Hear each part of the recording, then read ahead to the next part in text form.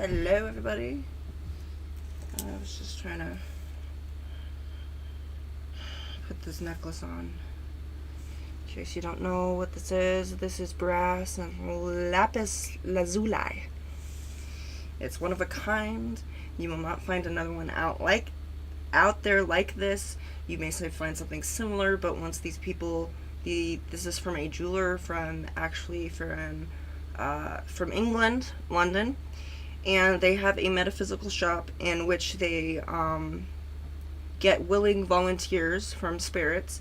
This specifically is inhabited by a jinn, a very powerful jinn known as Darius. Some people may say that, oh my gosh, that's bad news. It's a demon. I know several demons actually, and they haven't brought any harm to my home. So the best thing to do, especially with jinn, or also known as genies, which is the American term for that, but jinn is it is a mythological creature that came up in I think Iran. So it's an Iranian myth, and but many people to this day, even those of very deep Muslim beliefs, actually do believe that jinn do exist. And jinn in their culture in the Middle East, so for certain like people in Turkey and in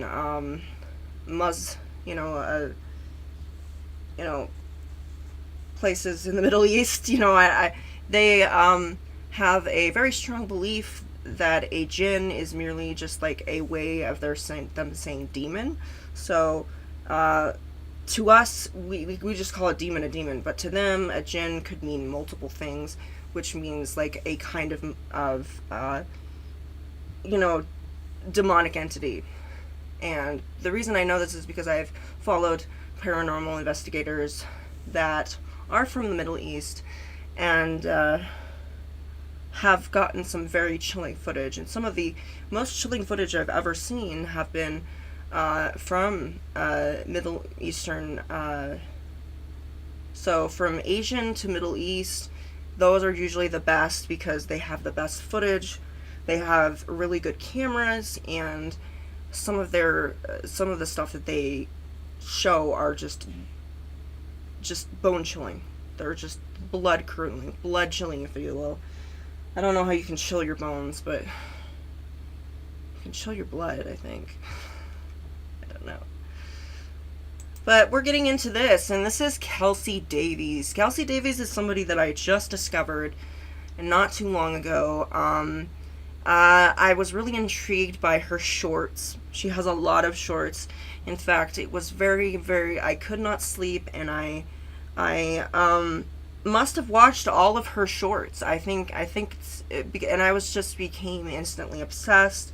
She is so gorgeous. She is so funny. She's so expressive, and she's very sensitive, as it turns out. And her name is Kelsi. So, very, she's a clairvoyant, she's a psychic, she's a medium, and I believe that she's the real deal. I really think that she is genuine. I don't think she's faking it. I think she is, very sweet, and I'm already a fan, and this is like my first video of her actually going into, this is an orphanage, and as you know, orphanages we're very notorious for potentially abusing children in all sorts of fashions.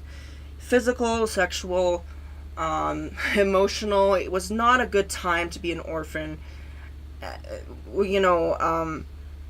Like in the 1800s and such, and going, if you go back even further, it was never really a good time to be a child, especially when you didn't have parents.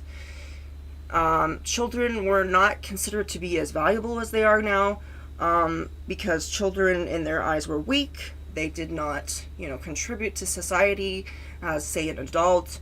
And it was for many years, thousands of years, that children were not valued and were pushed aside because, it was just,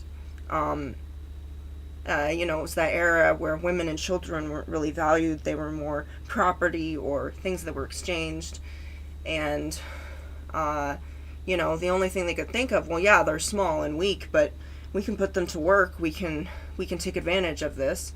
And also, in a lot of cases with the coal mining, they often would send children into the mines because they could get into places they found that there was an advantage. Because a child could get into very tight spaces that an adult couldn't. And potentially, they had a little bit more energy than the average adult. They had new lungs that weren't tainted by the coal, the mines that were down there, which was just full of toxic substances. But I've heard of people, and the mortality rate was much lower. I mean, there was a time, like around the 1600s, that reaching 20 was a milestone. It meant that, like, you reached 20 years old, you were an old man compared to everybody else. If you were 40, that was considered ancient. That was considered, wow, you really beat all the plagues, and you beat all of the mining, you beat all of this. So, yeah, and we're talking about many different eras. And unfortunately, as you know, history repeats itself even when thousands of years have passed, and it's very interesting. I'm glad that we're actually showing some of what happened, and I have a feeling that she, I was watching a little bit of this, and I was almost, having to, compose myself, because it was just so sad. These children and what they had to endure, and what they still have to endure to this day, being just spirits. And I love humanity. I hate what it does, but I love both the living and the dead. I love both the physical and the spiritual. And I think all of their stories need to be told, and I think that's why a lot of paranormal investigators become paranormal investigators, because there are these stories, these heartbreaking stories that nobody knows about, and now they can tell the world.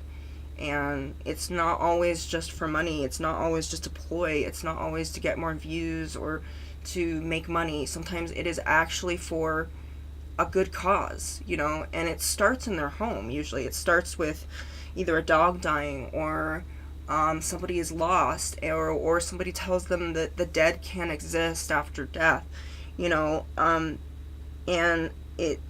there's something that's life-changing to them that really opens their eyes and realize we're not alone in this world. We're not alone in the universe. There are multiple universes possibly, and to be able to explore it is a gift, and we should consider it to be so. And I think that's the main thing here. So we're gonna delve into this, and I'm gonna try to keep my talking to a minimum, which there's no promises, there never is. Tonight, we are at the National Homestead Orphanage that is said to be one of the most haunted places in Gettysburg, where tragic events happen, ghostly apparitions of children can be heard laughing, whispering, and even pleading for help. Tonight, we will speak to them directly and learn what actually happened all those years ago. Kelcats, welcome back to my channel, and if you guys are new here, my name is Kelsi Davies, and I'm a clairvoyant, meaning I see and speak to the dead. I hope you're ready for this.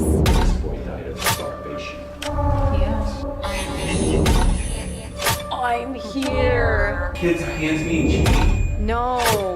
Shane! No! Oh my god, I found Shane! Kelsi, Drew. Oh my god!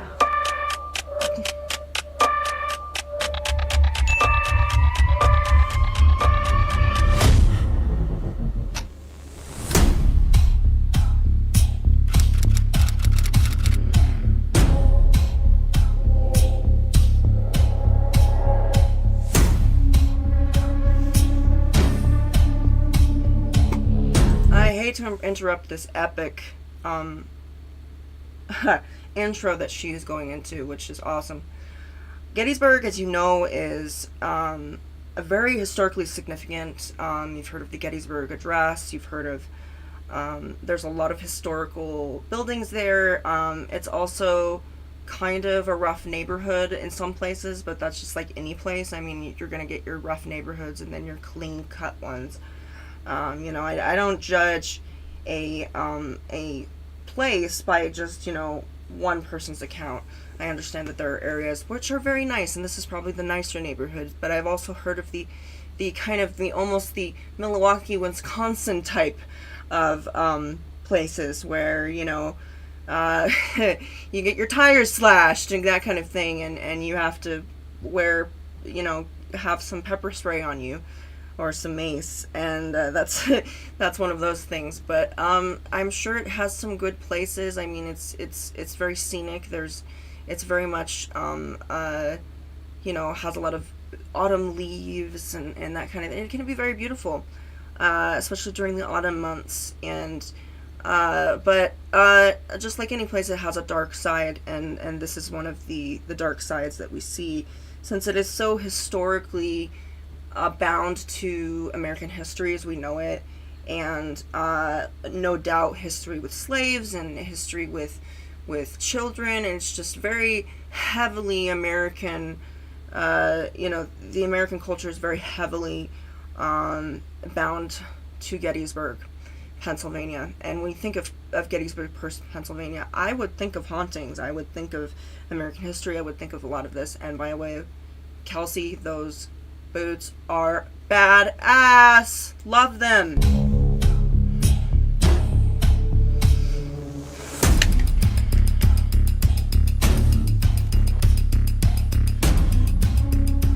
Tonight I'm here with two very special guests. We're here with Chris Starr. What's up, guys? I'll be checking you out. Drew Hall. Woo-hoo. Oh my, ew. No, it's not it. That was not it. I think he was trying to do something and it just wasn't it. I'd rather you fart than do that. What? Please just fart next time. Okay, well, are you ready? Oh, it was silent. I feel like I'm having a heart attack, but on my right side, my We're so lung. chaotic. Oh my god! Did someone die of something? My lung hurts.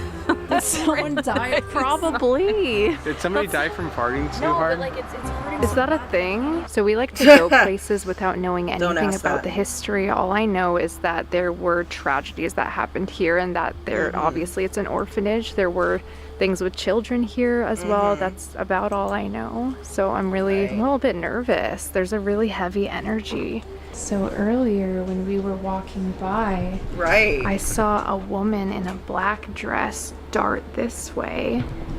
So she was over here and she went.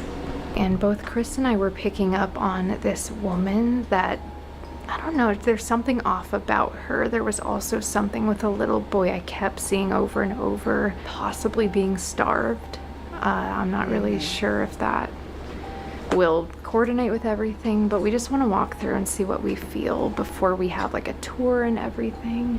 Right. Let's go this way. That is interesting that I saw the woman, she went through the wall. I thought there was an opening right here. She had to have gone through this wall. Oh. Well, she's a ghost, so. A miniature yeah. recreation of the type of dress worn by the female orphans. So these must have been some people from the orphanage. Oh my god, you scared me. I'm sorry. You're okay. I was like, someone's coming. I've done that before. It happens. Come in here? So it's down over here. Whoa. Oh my god. That What would is scare me. that? That would scare me. Like, that would legit scare That's me. interesting. Earlier I was seeing something with a chain. Oh my god. That's really disturbing. Poor When we thing. walked in, Poor I thing. walked past this area for the That's first sad. time, and my heart just dropped into my. Oh, what? What the f is that? Oh down my there? god. It scared me. Oh. Stop. Why did they put that there? Did you see that? Yes. Did that not scare you? Well, Drew was like, come here and see this. I thought there was a kid down there. Do you want to come down to the basement? We're going to the basement? Yeah, my stomach dropped when I walked by this room, so I want Would you like to come down to the basement? Oh. Says nobody ever. Lord. Guys, I don't,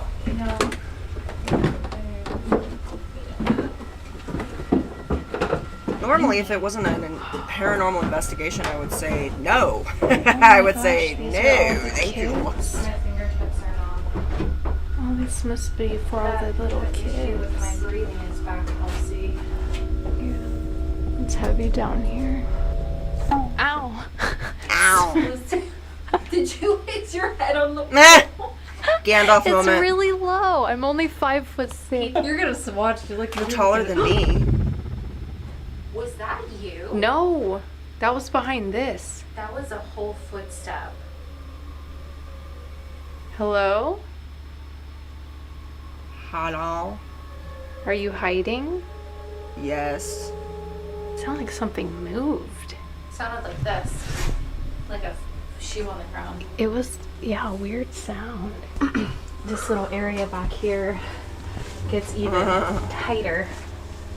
What could this have possibly been used for? Claustrophobia here. Judging by that little Major statue up claustrophobia. there. To actually duck? Major. Oh my god, I'm nauseous. I feel like, whoa. Mm-hmm.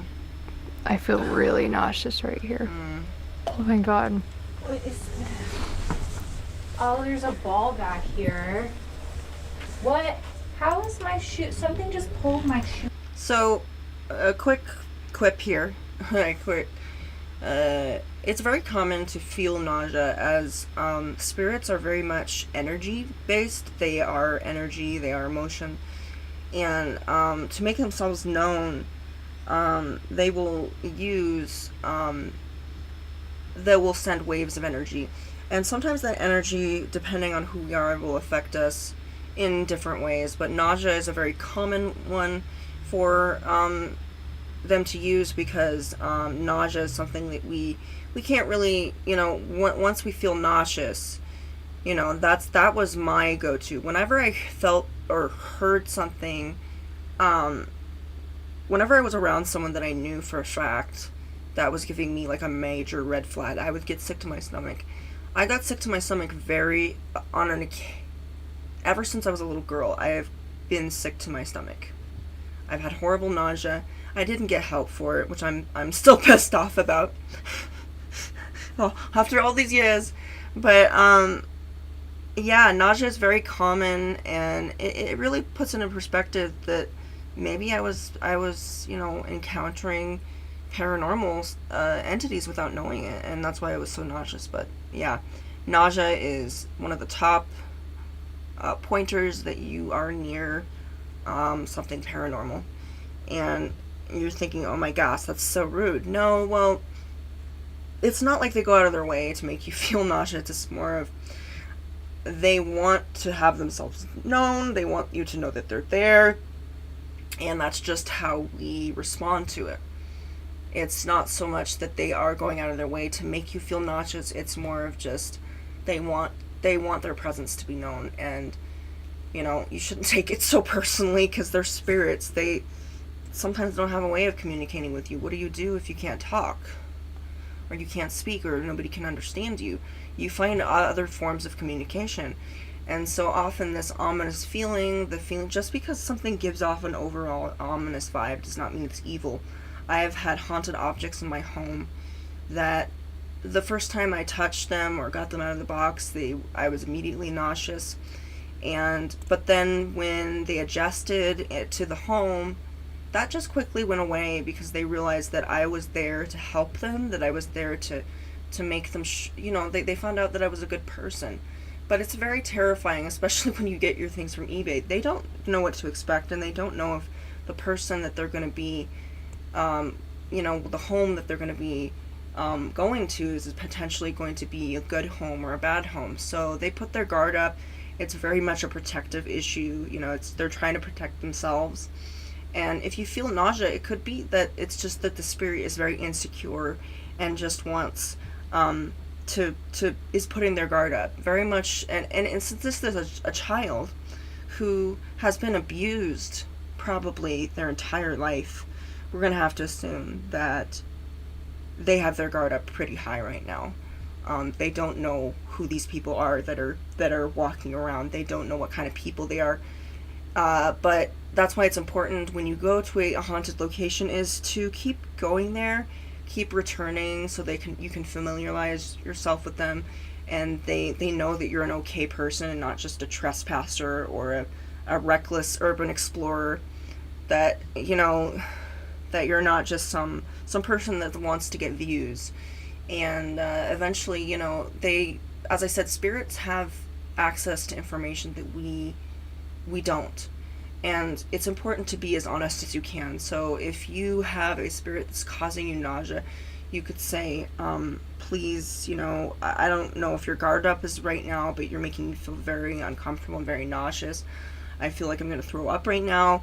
I don't mean any harm here. I just want to know your story, and I want to hear you. And I've had actual spirits apologize, and they do after that. I didn't feel any nausea after that. So just be honest with spirits, because spirits love honesty. Because if you're bullshitting them and telling them that you're fine and you're not, they're gonna know.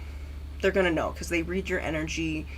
They may know your thoughts just a little bit. But mind you, a spirit that is, any spirit that is reasonable and respects boundaries is not going to possess you, is not going to hurt you. They probably don't have it, and majority of spirits don't want to hurt you. They don't want to harm you, because first of all, it's a lot of drama. They don't want to have to deal with that. They don't want to have to deal with violating your privacy to the point that you're, coughing up blood or something, or something drastic like that. And to many spirits, possession, especially the possession that you see in movies and TV, is very much an abomination to them. It is an abomination. Now, spirits can enter us without violating us. They can do it without damaging us. But it is very sloppy to me if you're going to enter a body forcefully. That's sloppy, that's parasitic. It does more harm than good. And a lot of them avoid that for that reason, because they don't want to have to deal with that. You have to remember that we are full of all sorts of bullshit. And to have to enter that, they have to deal with all that bullshit. They have to deal with it. They have to deal with your drama. They have to deal with you fighting and resisting and doing that. And it's very much like an assault. You don't, now, there may be some spirits out there that have a sick satisfaction of destroying someone's body while they possess you, but that's very rare. It's very rare. And possession isn't always ominous. For instance, many mediums and psychics have spirits that enter them and communicate through them. And it's not invasive, it's completely consensual on both ends. And when I have a spirit that's within me, I don't lose control. I know what my name is, I know who I am. I can at any time say, this is me speaking. And yes, this person is here, they're inside me, they're blah, blah, blah, blah. And I can at any time, I'm not taking something from them, they're not taking something from me. It is a complete coexistence, it's a collaboration, it's a synonymous harmony, if you will. I use my regular voice, I'm not foaming at the mouth, my head is not twisting in weird directions. I'm not freaking Madame Leota. I do things safely, and I am careful, and I am also selective of which spirits enter me. But it's quite possible, if you've said something that you didn't know anything about, or you said something that just didn't sound like you, it's quite possible that a spirit, moved through you at some time or another. And maybe they meant to do it, maybe it was an accident, who knows. But for the most part, yes, a spirit has probably entered you at one time or another, and you just didn't know it.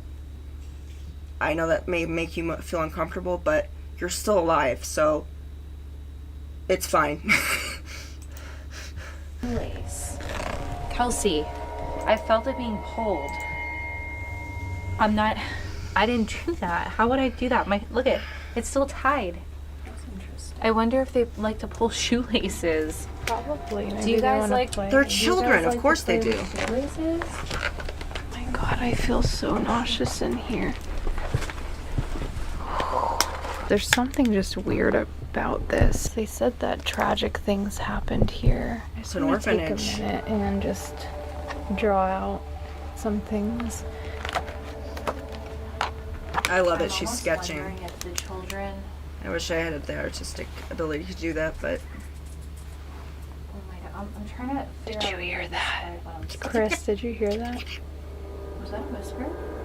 it was like It didn't sound right. It sounded like I thought that was you. no. oh yeah. It's a really She makes- skinny little boy. I do want to say I feel like they picked favorites. There's like a little boy I keep seeing with really tight cheekbones. Like he just looks really malnourished or really, really skinny. This is the boy I was seeing earlier. I'm gonna draw him out the best way I can. But I don't know why they would pick favorites. Like what made them do that. Did you hear that? That was behind me. It sounded like something touched the pipe like that. Hi. You're okay. We're not here to hurt you.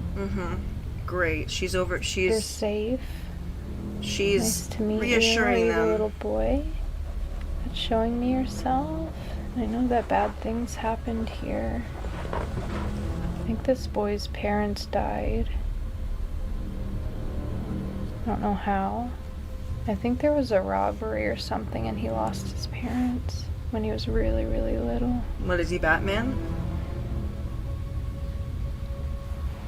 This is really, really sad what I'm seeing. This little. I know you're behind Drew over there. We're safe. We're not here to hurt you. If you want. So real quick, I've used this.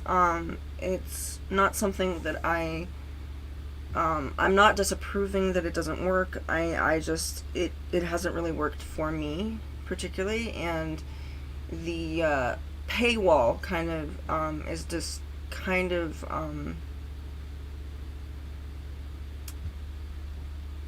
yeah, it has a paywall, and I think it's like $5 a month or something, and I'm just like, why can't I just pay for it now and not have to pay for it later, you know? I like that feature when you're just able to just pay for it, but I haven't seen it do anything that amazing, and it may be just the fact that it doesn't mess with my energy, and it's just, you know, not every tool is suited for you know, for you, but it hasn't worked for me, but if it works for you, it works for you, good on you. Want to come forward? What was that? What? Something just pulled on the back of my pants. Really? Yeah. He's behind you. So, well, someone untied my damn shoe. You know what, Kelsey? I think they might have put the sick children down here to hide the fact that they weren't taking care of them. Yeah. That's what I'm feeling. Well, and that image upstairs of that kid being chained was really disturbing. There's an image of a child That- being chained. That statue you saw, it was chained. The kid had chains around. Oh. It was most likely Like, wax. Well, they or- were definitely keeping that a secret and hiding that, and that probably happened down here. There's no way that they would just openly do that upstairs, right? Yeah. He has like the ears that Oh. kind of go forward. Did you see that? Thump. Yep. I can't see anything. The light's like in my eyes. Like a shadow. Yep, I saw that, and there It's was like, a I can't see footstep as anything. we saw that too. Almost he see his clothes tattered. Maybe he tattered them. So, I'm not really understanding what made them pick and choose who to take care of and who not to take care of, but I feel like there was just like favoritism that went around. He seems. I said tears in his eyes. And it's really sad when you think about it because it's so dark Died? and small down here Did you die and here? cold. On a leash? this is where these children would She be would kept. grab him by his ear, because he had big old ears, and she would pull him. Pain. Ow. Oh my god, I'm so sorry. I'm so sorry. I keep seeing like this rose shape. I don't know what that symbolizes. Oh man, I got sick to my stomach as I started drawing that. So this is what Kelsi is picking up on, guys. People? Does the rose have something to do with someone?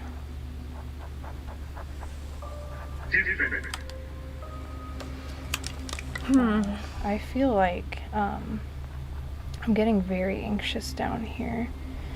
What is this rose for? Have something to do with his mom. Maybe. I could have sworn that said he gave it to her. Gave it to her. Yeah, he gave it to her. I think that's what that just said. He gave it to her, right? Drew? Yeah. I Maybe think the he- boy gave it to his mother. Guys, we go to some terrible places, but when they This involve one's- children, it's so much heavier.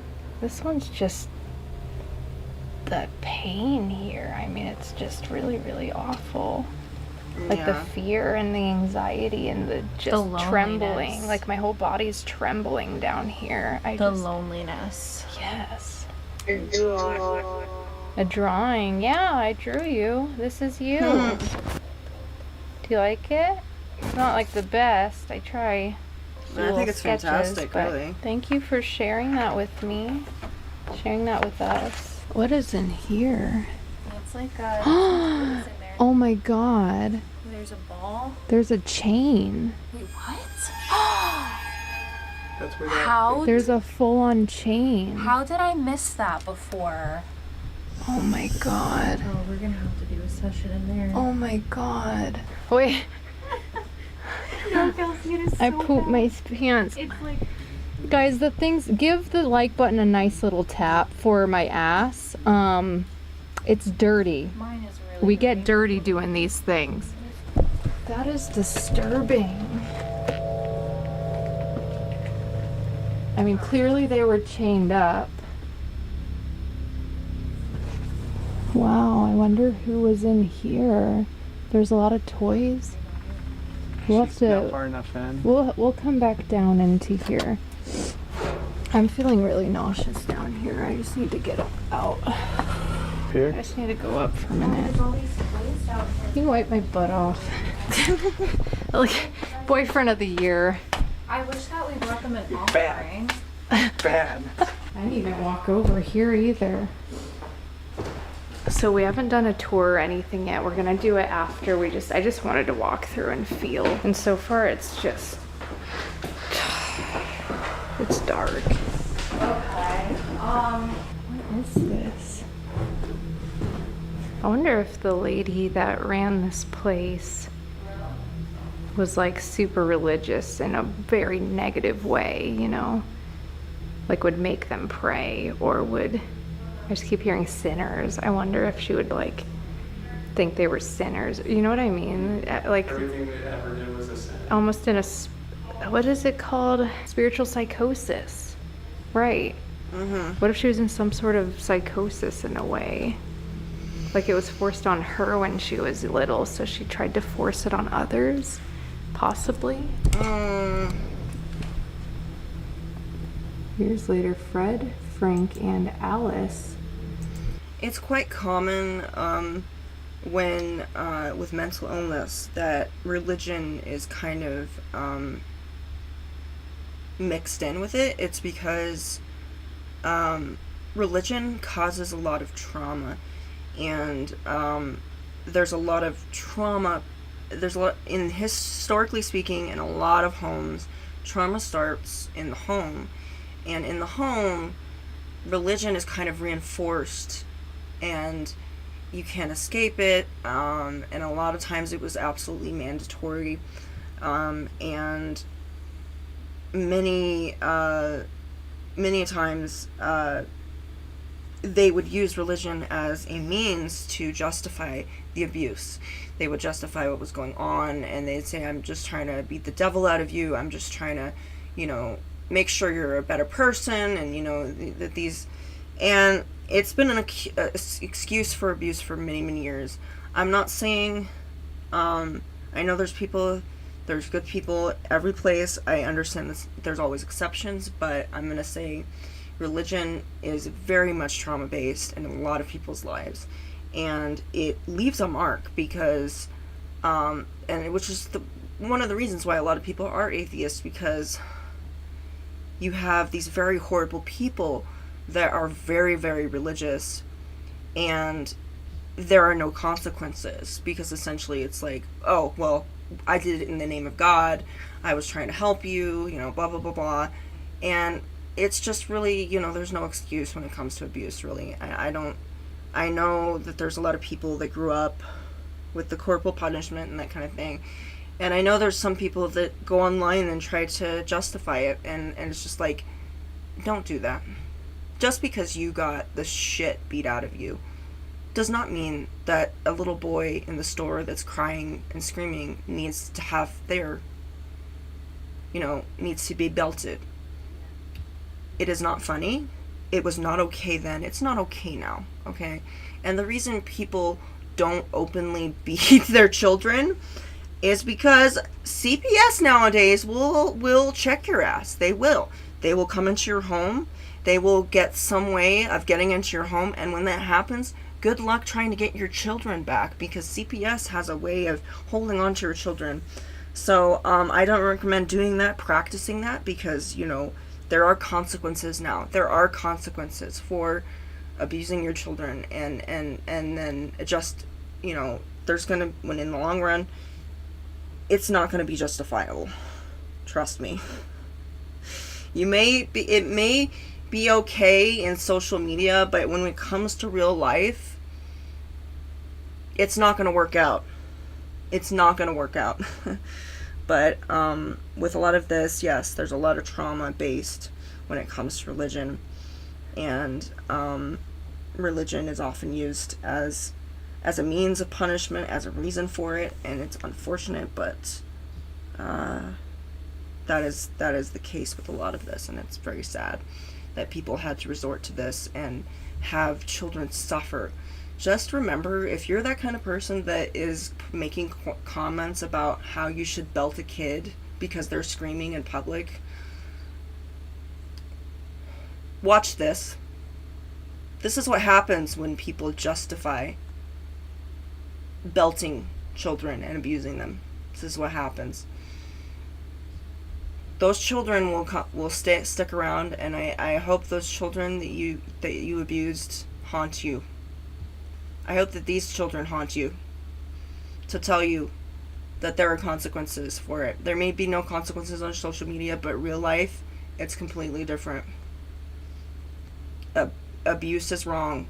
Doesn't matter if you grew up with it, somebody else grew up with it, and they grew up...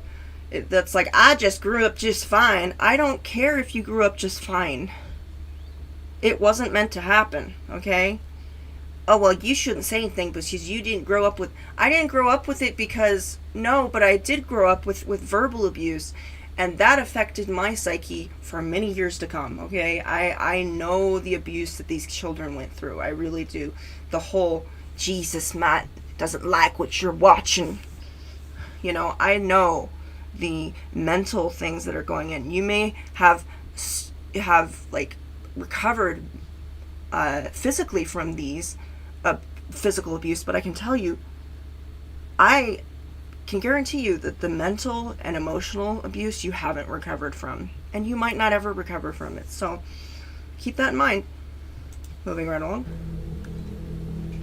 Who is this? Philinda? Yeah, because there was the Battle of Gettysburg, so there was that big just civil war going on, right? Civil war? I hope my history's right. But a lot of the children, like Chris was... Whoa! I just saw a kid right here. Chris! Where did you see the person on the bench? I don't see anything. Oh, and then I heard it immediately after I said it, right? That bench. This one? Yep. I just saw a kid sitting on this Yep. bench. Yep, you'll see it in The my same video. one? Literally this bench right here. This one. And then you hear a creak, like someone sat down. Caught it in my video. She did not. I was not over here. Yeah, Kelsi was in Wild. It was little. Was it a kid? Crazy. It was a kid. Yeah, and her He sat down. Their feet couldn't touch the floor. It was a creak. You hear it. It's so I just loud. saw their feet. You know, when kids sit down, their feet are straight, like Oh my god, I have straight up like goosebumps. this. I have They were in this goosebumps. this bluish outfit. I felt the presence of a child sit down. Like he No, I was, like, saw looking at them. me. That's wild. Yeah. I thought it was maybe a little girl, but I'm not sure. I didn't see like a physical apparition. I just felt the energy. I saw full. I thought I saw someone out of the corner of I my think it was eye. a little girl with brown hair. And you know what's interesting too? There's a couple original photos of people. Yeah. And there's a girl in one of these too. I don't think she died here though. Yeah, I typically think a she lot died of- when she was older, but these are all original. Yes, yeah. I was Typically, a lot of what you see is It's behind, very rare I'll is- see them is, like right people here. like that, And but you'd it be was like a Saw something out of the person. corner of my eye. And I just felt it, and then you heard a creak. Yeah. Hi. So real quick, typically a lot of the stuff that you claim to see is actually like, so you have your peripheral vision, and people do this in eye tests, but there's this area right here, and it's typically when you're going like this with your head, you your mind picks up that there is movement, but your eyes are picking up on what you think is an object or something solid. I have been where I'm going like this, and I just kind of, turn my head and I see somebody walking or a shadow, and then I go and I'm like, and so many people will just knock it off and say, oh, it's not what it is, because you think to yourself, I think I saw something crawling towards me. It's a piece of hair. I saw something dropped from the ceiling, but it's probably just stress. And then you see something, you think it's just like that's your imagination, or you're just stressed out, or it's your it's your instincts kicking in, but your mind perceives things sometimes before your eyes do. And I get it all the time, and it gets to the point where it's not just a piece of hair, it's not just that, but it's not just your imagination or that you're stressed out. There is something there, and you glimpse something, you saw a glimpse of something. You're not crazy, you're not having a psychosis episode, you are seeing things that are actually there, but cannot be seen by the naked eye. And a lot of us can't actually physically see spirits. We will see them when they want to be seen, and some of us can turn that ability on and off.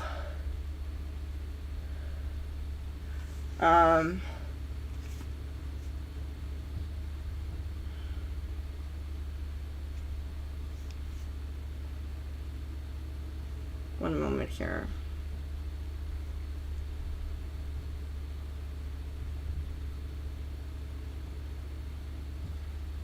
Doing text here, but yeah, typically what you see is in the corner of your eye, so it's fine. Don't think you're not crazy. I see you. Whoa, this doll was a gift to the spirits of the orphanage. Something in the cellar destroyed it. What?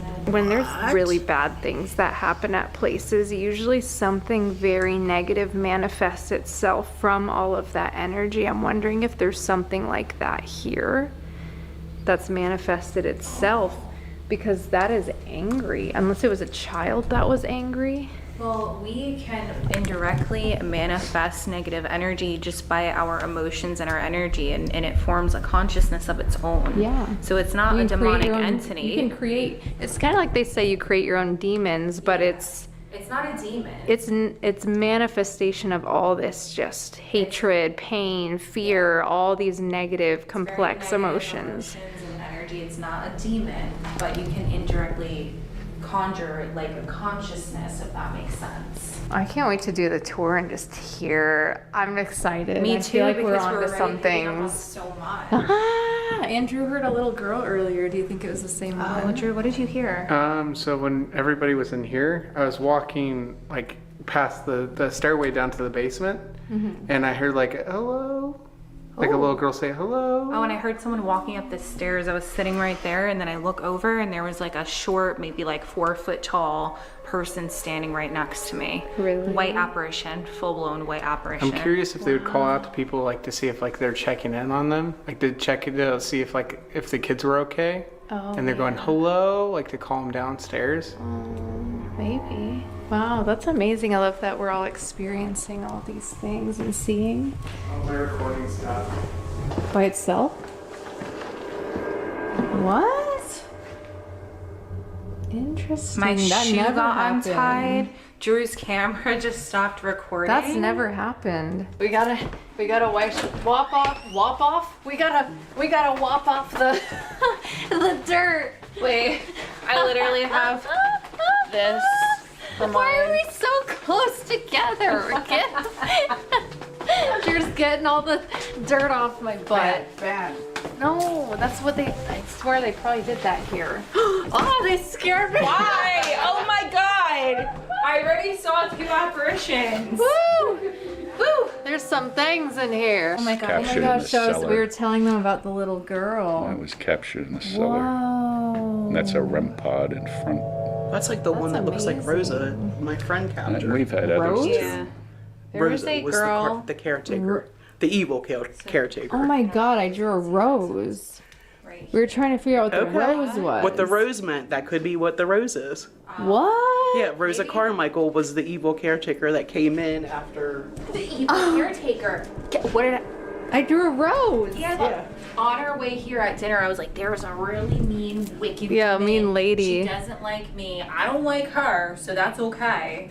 Sometimes they'll show me things like rather You than got here. they'll show We were at things. dinner just collecting, like, images, like, whatever they were sending us and at dinner, Because you I knew you know? were coming. Yeah. Interesting. We were just feeling that. What did you call her? The Rosa came Matron.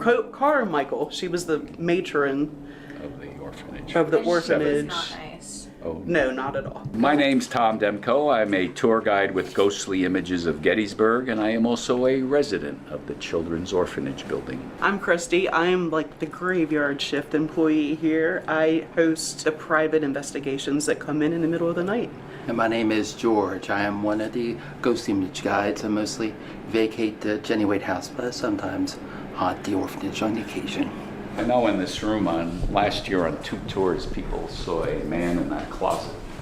I was interested. I didn't even see in that I closet. didn't know what it was. Yeah, it's a storage closet. Yeah, it didn't seem One like much. boy, 12 years old, saw a man dressed in gray, not wearing modern clothing. And I said, when you saw this man, were you afraid? He said, oh no, he waved to me. And then I got a chill after he said that. And another person saw a man in that closet about 2 weeks later. Welcome everybody to the Gettysburg Children's Orphanage. This orphanage building was built in 1836. Actually lived in initially by a man who was a veteran of the War of 1812. This orphanage building was the headquarters of Union General O.O. Howard. It was also a field hospital, which meant amputations were conducted in the orphanage building. Arms and legs were stacked outside the building window high. The connection to the Battle of Gettysburg and the orphanage would begin on July 1st, 1863, when a Union sergeant by the name of Amos Humiston, pictured here, he'd be mortally wounded on the north end of town. As he lay dying, he held a photograph of his 3 children, who are pictured here, Frank, Frederick, and Alice. As he lay dying, that would be the last image he sees before he passes away. A few days later, a local woman from town would take the picture from his hands, give it to her father, who owned a saloon on the outskirts of town. His name was Shriver. He'd have a chance encounter with a doctor from Philadelphia named John Francis Bournes. Dr. Bournes asked if he could have the photograph. He was intrigued by it, and Amos Humiston at the time had no identification on him. Nobody knew who he was. So Dr. Bournes would run a description of that photograph in all the major Northeast newspapers. It took 3 months before a woman who lived in a small town in New York, Portville, that would be Amos Humiston's wife, pictured here, Felinda Humiston. So this orphanage would open in 1866. And Felinda Humiston would be brought in by Dr. Bournes, who was the founder, to serve as one of the matrons. When the orphanage opened, the first 3 years, things went really, really well here. The children were well fed, well clothed, they were getting a good education. This would have been the backyard of the orphanage where children played. In 1867, then General U.S. Grant, who would become president 1 year later, visits the orphanage and had his photograph taken right in front of the orphanage building. General Grant is the shorter man in the center of the picture. He's with the governor of Pennsylvania, 2 other generals. All the children are wearing their finest clothing right in front of the orphanage, and the orphanage looks very much the same today as it did in 1867. Some of the staff would leave after the first 3 years, including Miss Felinda. She would remarry and move to Massachusetts. So Dr. Bournes, who was the founder, is responsible to bring in the next matron. He knew a woman who he claimed had exceptional credentials. She was a strong disciplinarian. He thought she'd be perfect, and her name is Rosa J. Carmichael. I just got chills. That's who we were picking up on. I kept saying she was strict and she was mean and she didn't like them, and I don't like her either. Rosa comes in 1870, and indeed that's when everything changes. The dark history begins. I always feel like there's a dark cloud constantly hovering over this building. The children who had been happy are now miserable because they are terrified of Rosa Carmichael, because she would punish them and torture them for any infraction they might commit. These punishments would happen here, which was the backyard. In the main level, the dining room will soon be in. Her cruelest punishment of the children would take place in the cellar. Now, in this backyard used to be surrounded by a split rail fence, and on hot summer days, she would punish the children by tying their wrists to the split rail fence. She'd leave them out in the hot summer sun, baking in the heat for hours.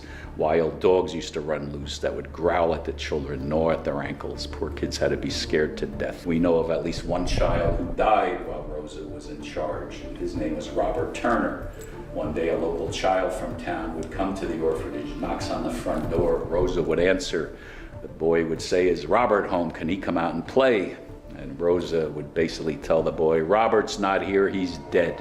Slams the door in the child's face. She claimed Robert Turner died of irritable bowel syndrome, issues in your stomach. She never called the doctor, never notified authorities. She would bury Robert Turner right here in the backyard. Where we're standing. In this back general vicinity, yes. And we don't know where his body is. Well, authorities would come out after they get word that this happened, and they would ask Rosa, "Where is Robert Turner's body?" So, quick thing, if you're noticing this doll right here. So, this doll has a very dark history. I've only seen like little segments of her story, and she's been very selective about who I tell the story to. She is very selective about, she doesn't mind if photos of her are on social media, but she has a history, and I do believe that she was a child at some point. It was a very horrific death, to the point where she didn't even know that she had died. So if you see her moving or doing things, batting her eyes, moving a limb, I'm gonna have you see there is nothing in the back that can be manipulated in any way. There is, I hope you don't mind if I open the dress. No? That's okay. So if you can kind of see, I'll open the back of her dress a bit. This is what's in the back. There's no levers or anything there to suggest that I could manipulate it in any way. So if anybody's wondering, oh, it's probably battery operated. This is not a battery operated. This is a Walmart doll. You can still find these at Walmart. This is the equivalent of American Doll for Walmart. It's from City Toys. I have a couple of them because I love the lifelike eyes that they have.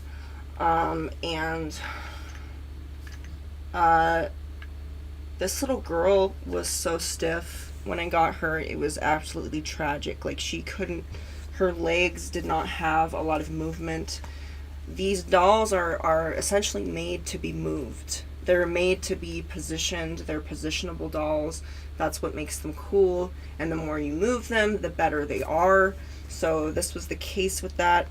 And I spent like 2 months trying to get her limbs to be fluid.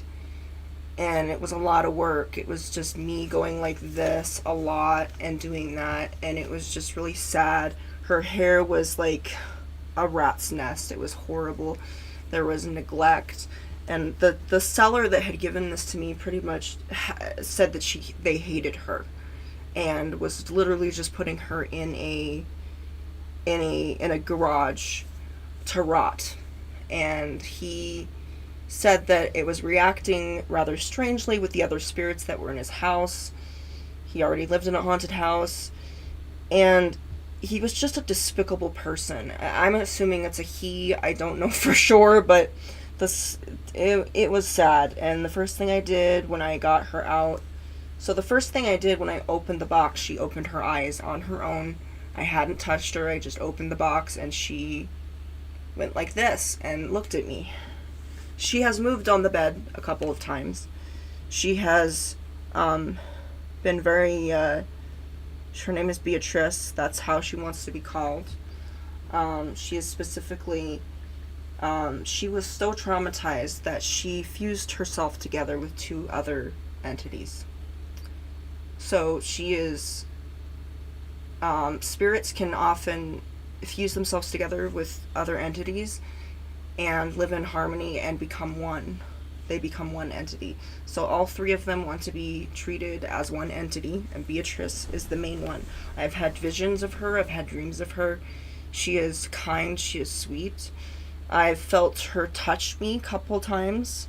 I've seen a very beautiful woman with very long hair come to me. I think that this is like if the little girl had actually got to grow up, that's what she would have looked like. She's very eager to please. She loves to cuddle. She's very childlike, but also very wise. Like, you have this wisdom about her. And I remember not too long ago, I actually had an incident where I heard something that kind of sounded like this. Sounded like the eyes moving. Sorry, I didn't mean to shake you. But it sounded like that. And I know that where I was positioned on my bed, that I knew that she was like pretty far away. She was at least 2 to 3 feet away, okay? She was on the edge of the bed, okay? And close to it anyways. And I wake up and I just decide to get my phone out to kind of, because the screen had a little bit of light. And I kid you not, she was like right on top of me. She was right on top of me. She was like this. She was just like right here. And all I know is I had had a horrible stomach ache. It was just, I was miserable. And it was like, I was having a really rough night. And I think what she wanted to do, she wanted to comfort me. She wanted to help me. And that's why she was trying to get closer to me, essentially. I've also had things come in my hands. There was a necklace, and I was kind of half awake, and all I know is all of a sudden it was in my hands. I don't know how it got there, it just was. And it was a necklace I had chosen for her. I had given it to her as a gift, and she had put it in my hands, and I don't remember grabbing for it. I don't remember going and getting it. I know it was on the bed at some point. It was within reach, but I don't remember grabbing a hold of it at any time. So, she is one of my most haunted possessions that I have. And we have bonded ever since I got her out of the box. She had no clothes I gave her clothes. I washed her hair with argan oil, shampoo, and conditioner, and Dawn soap. I tried to clean up kind of the dirt that was around her face. Couldn't really get that out. But she was very grateful instantly. She was like, I'm so sorry I don't have clothes for you. Like, it's a tight month. You know, I can't get clothes right now because it was at the end of the month at that point. And I was broke. I was pretty broke. And she was like, no, it's fine. I'm just so grateful that I have a home, that I can actually be on a bed and be loved, essentially. So she just, but we'll probably delve more deeper. She actually specifically just now said, I want you to tell them my story. And her story has been very traumatic for me because I see it through her eyes, and it just rips me apart. Like, this whole story about the orphans rips me apart as well. And I love her bangs. She's gorgeous. Love you, Kelsi. She was not very helpful other than to say he's buried somewhere out in the back, and authorities come back here with poking sticks until they found Robert Turner's body. They performed an autopsy. They said this boy didn't die of irritable bowel syndrome. This boy died of starvation. Oh my god. That's the boy I was drawing. I said he was starved. I just got full body chills. Oh my god. Some people have the theory that perhaps she was abused as a child. That's what I... all she understood and why she took that out. That's what I said earlier. Wow. That's the kid. That's the little boy. He was like so skinny, so skinny. I drew his cheekbones and I was like, he was starved. Which could be Rosa. Yes, next to him, and he was crying. He was just like in... Scared of her. In my 24 years of visiting and living in Gettysburg, I've had two experiences where I believe I've seen apparitions. And the most recent one happened 4 years ago in my apartment on the second floor. I was in my living room taking a nap, an afternoon nap on my couch. And when I woke up from this nap, at the foot of my couch, I did see a woman wearing a black Victorian dress. Her hair was up in a bun.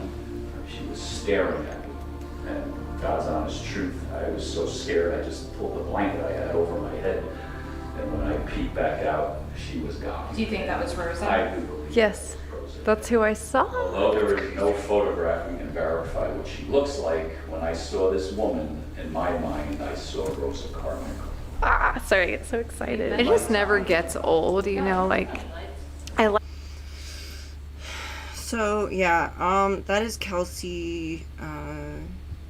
I would like to see this all the way through, but, you know, we're going to be going, I want to see other things as well, and one of them would be Sir Spooks.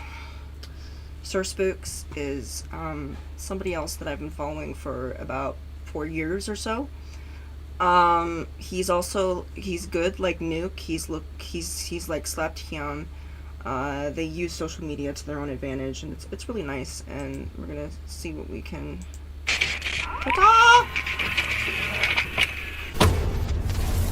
Here's another great compilation. Hello everyone, my name is Sir Spooks and today we'll take a look at 13 scary videos. But before we begin, make sure to subscribe to my channel for more scary content. I already have. Alright, with that said, let's begin.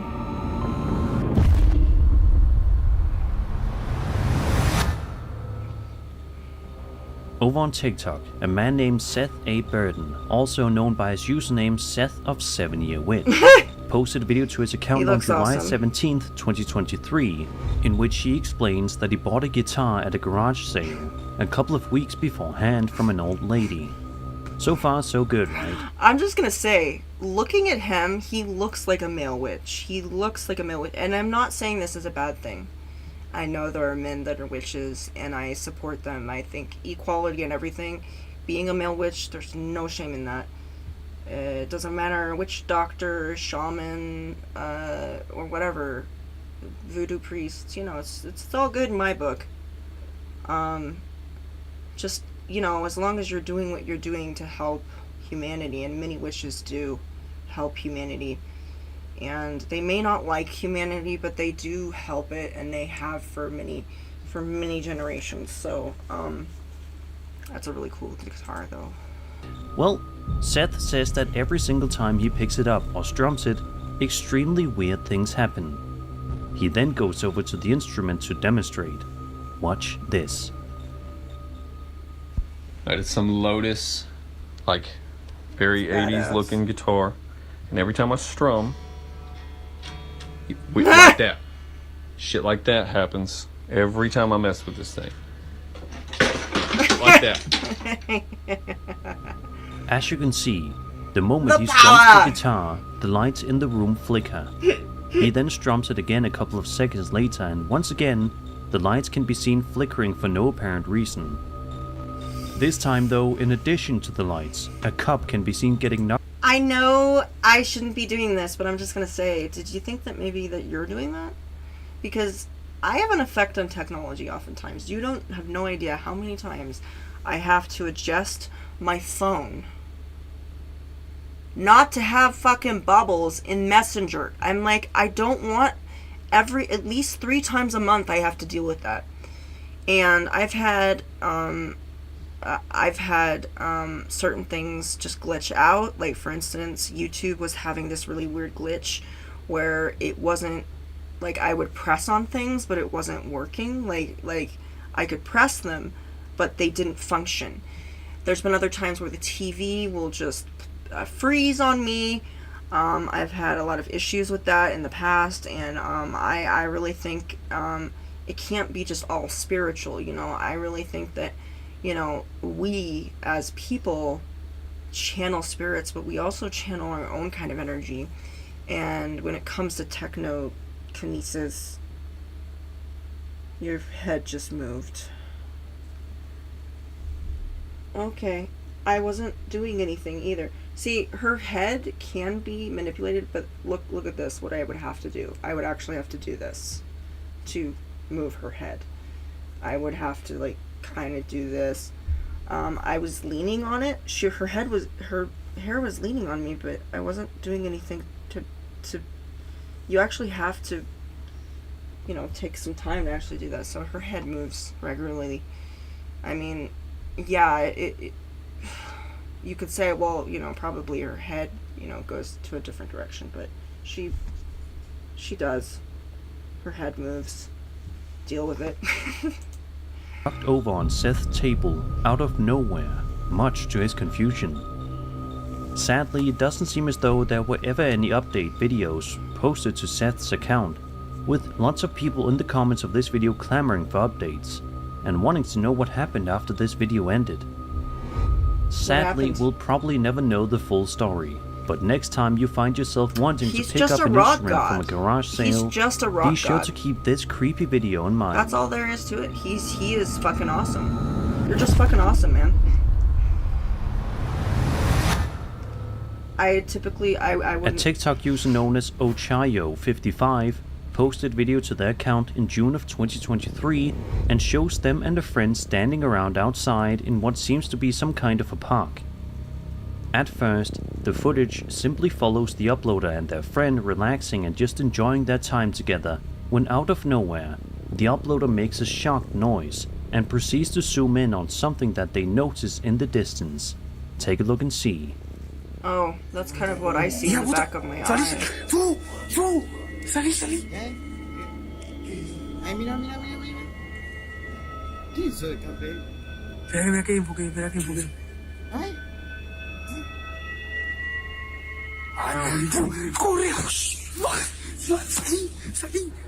Although it may be small and hard to notice at first, once you see it, it certainly makes you puzzled. So if you notice, the limbs are really thick, so it's not a Wendigo. It's not a Slender Man or whatever you would call that, a skinwalker, because skinwalkers are typically flexible and lithe. They're very their limbs go in different directions than a normal human wouldn't. So I'm guessing that this is like, it looks kind of gnarly. Like the knees are kind of, they're thick and gnarly. So I'm thinking dryad. I'm thinking some sort of tree nymph of some sort that's keeping an eye on them. And if you don't know, mythologically speaking, a lot of these so-called, you know, mythological creatures that we see in modern day fairy tales are really actually very terrifying. And if you don't know what they are, they can be even more so. So I'm guessing that this is a tree spirit that is protecting this park. If you notice, it's right near a tree, and I think the feet are very much like tree branches. If you notice, they're very thick. They kind of remind me of the Ents from Lord of the Rings, the one that rambles and holds on to Pippin. Those were actual, like, they were about 20 feet tall animatronics. They could really hold on to people. They were physically holding on to that person, so that was a real deal. But this is a smaller version of an Ent, a protector of the forest, and there are many protectors. As I said, many spirits do multiple things, and this is probably just one of them. He's like, I speak for the trees. And this is just the Lorax over here, I think. Creeped out. Some kind of a small figure can be seen coming out from behind the wall. To a lot of people, this figure looks to be a pombero, which is a mythological being typical of Paraguay's cultural heritage. It is a mythical humanoid creature of small stature in Guarani mythology. But interestingly, the pombero is said to capture particularly ungrateful girls and force them to kiss it, which is quite disturbing to say the least. Oh.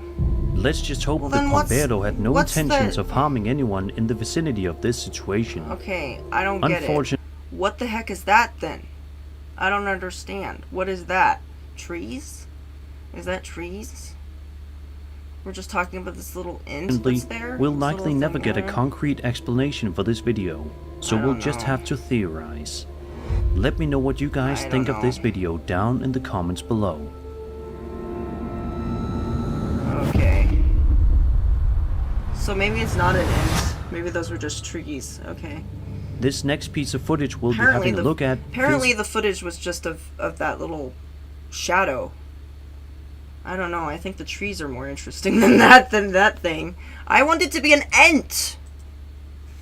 Like some kind of scene that would be ripped straight out of a brand new found footage horror movie.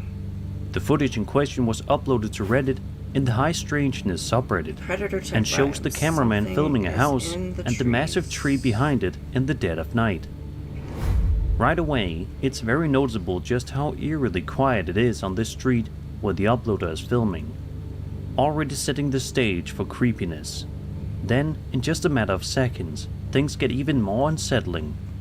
Watch this. Okay. This is the second time I've come over here. And the first time, when I got up under them trying to figure out what it was, they started breaking limbs off and throwing them at me. And I still cannot figure out what it is. Look, they're ruining this freaking place. Look, that's bigger than me. Look at that, look at that, look at that, look at that, look at that. What in Jesus' name is doing this? Oh my God, he just took half the tree down. It's very strong. Oh my God, oh my God. Oh, it's gotta be a, I don't even think a bear would have a chance in Hades and it doing this. No. It's something stronger than a bear. And if you also notice, there's not really a lot of, you can't see what it is behind the trees. I mean, there's a lot of space in those trees for something to peek out, like a bear or something that would clear, or you know, a wildcat. But a wildcat is, it's big, but it's not that big. It's like, what, 100 pounds or so? And a bear is about 400 pounds. But as far as climbing trees, they don't do a lot of climbing trees when they're younger, they climb trees because their claws are they're smaller, and the claws really serve to propel them upward. But when it comes to them getting to be 400 pounds, yeah, there's not really a tree that would hold them. And first of all, if they were up there, they would be, they wouldn't have a chance to actually do all of this damage that you see. So if it was a bear, you would clearly see it. And I'm just gonna say, if a 400 pound bear was in the trees, it would, if it actually by any chance got up there, none of these branches would have supported it, and you would have seen, if it actually somehow got up that tree, which they do know how to climb to an extent, they would probably just sit on one of those branches, and you would immediately see a bear falling, and it would probably be on vines, and it would be hilarious. But this seems to be something that can actually swing from the trees. It's something that is bigger than orangutan, bigger than any kind of, it's like a chimp-like creature of some sort, something that can swing from the trees. But there's a lot of space in between there, and I don't see anything that there's nothing there. Like, I think I'm gonna bounce, because I think he just hit the ground, which means he's about to face me on foot, and I don't really want to wrestle with somebody that can tear trees down. Yeah, I would The go trees back in the begin to house. shake You're and smart. sway, with breaking branches being heard as well. The uploader then talks to the camera, saying that whoever or whatever is in the tree has been continuously breaking branches off and throwing them at him, with him also theorizing that the entity is much bigger than he is. Eventually, the guy notices that the entity is on the ground and decides it would be best to get out of the area as soon as possible, before things could get even worse, which was certainly a wise idea. It's like smart, But the question smart still move. remains, what in the world was this crazily strong entity that was able to rip off entire tree branches without breaking a sweat? And why was it throwing them at the cameraman? If you guys have any sort of theories for this video, I'd love to hear them in the comments. I mean, here you are, Sir Spooks. Here we go. Now, spirits don't perform, okay? We all know that. We all know that they don't just perform because you want them to, but if you keep returning to a place, and, spirits are very habitual. So, if you keep going to a place and you're expecting a show, and that you're giving off that vibe that you're expecting to see something, they're going to give you something to see. They're going to give you something to write home about. Not because they particularly like you or they particularly want to entertain you. It's because, spirits are very much opportunists. And if they see that there's an opening for them to show their prowess and show their power, then they will. They will flaunt it. They like to be seen. It's not like they don't want the there's certain spirits that don't want the cameras on them. But for the most part, people want to be seen and they want to be heard. And spirits are that way too. And I think this is a Bigfoot incident here. Bigfoots, as you know, or Sasquatch, are very hard to see. It's very hard, and they have been known to be very territorial. There are territories in which they will protect. This looks to me, perhaps, a child Sasquatch, maybe. Maybe that's why it doesn't really have too much respect for the trees, because it's in that, vicinity. Maybe it's trying to tell them, to move out. It's not really harming the trees in the sense, like, if you notice, the trees, the branches that they're cutting off are very, the fact that they're coming off so easily kind of suggests that, it's almost like they're pruning the tree in a way. I don't, they're destroying the tree. Well, if you know anything about landscaping, much of the tree that you see can be removed at any time without any harm of the tree. And the way that it's done is it's almost very calculative. If you see the kind of the tree branches, it's almost like they kind of planned which branches to throw and to take off, because some of those branches were very unnecessary, if you notice. And there's still a lot of trees left. And, sometimes, there are arborists that actually have to chop down trees because, they're taking up space. They are potentially, why should a tree take up nutrients from other trees when it's dying? If a tree is rotting at that time. So it's quite possible that this tree is, I just see it as them pruning. They're just pruning the tree, really. That's all I see. And he's taking it aggressively. Well, first of all, he may be trying to give you a message that not to go there. Or it just may be a Sasquatch-like spirit that is just trying to entertain you. Maybe they're trying to actually prune the tree. I have no idea. I don't know this entity. I didn't see it. I saw nothing. This next video was uploaded to TikTok in January of 2025 by a user known as AmoroSomX1 and showcases some home security camera footage showing a woman sitting down in a chair, rocking back and forth. She then can be seen picking up her baby and gently caressing it.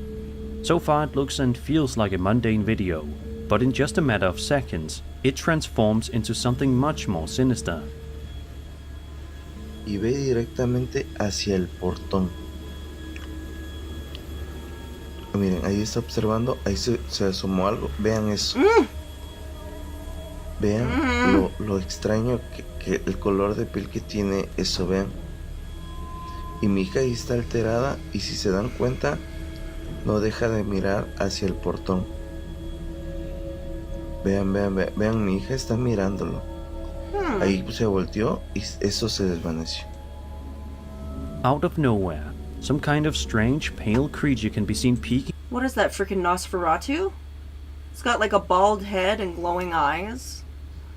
A very big forehead right there. You can see it, and there's these two eyes that obviously don't have any dark spots in them.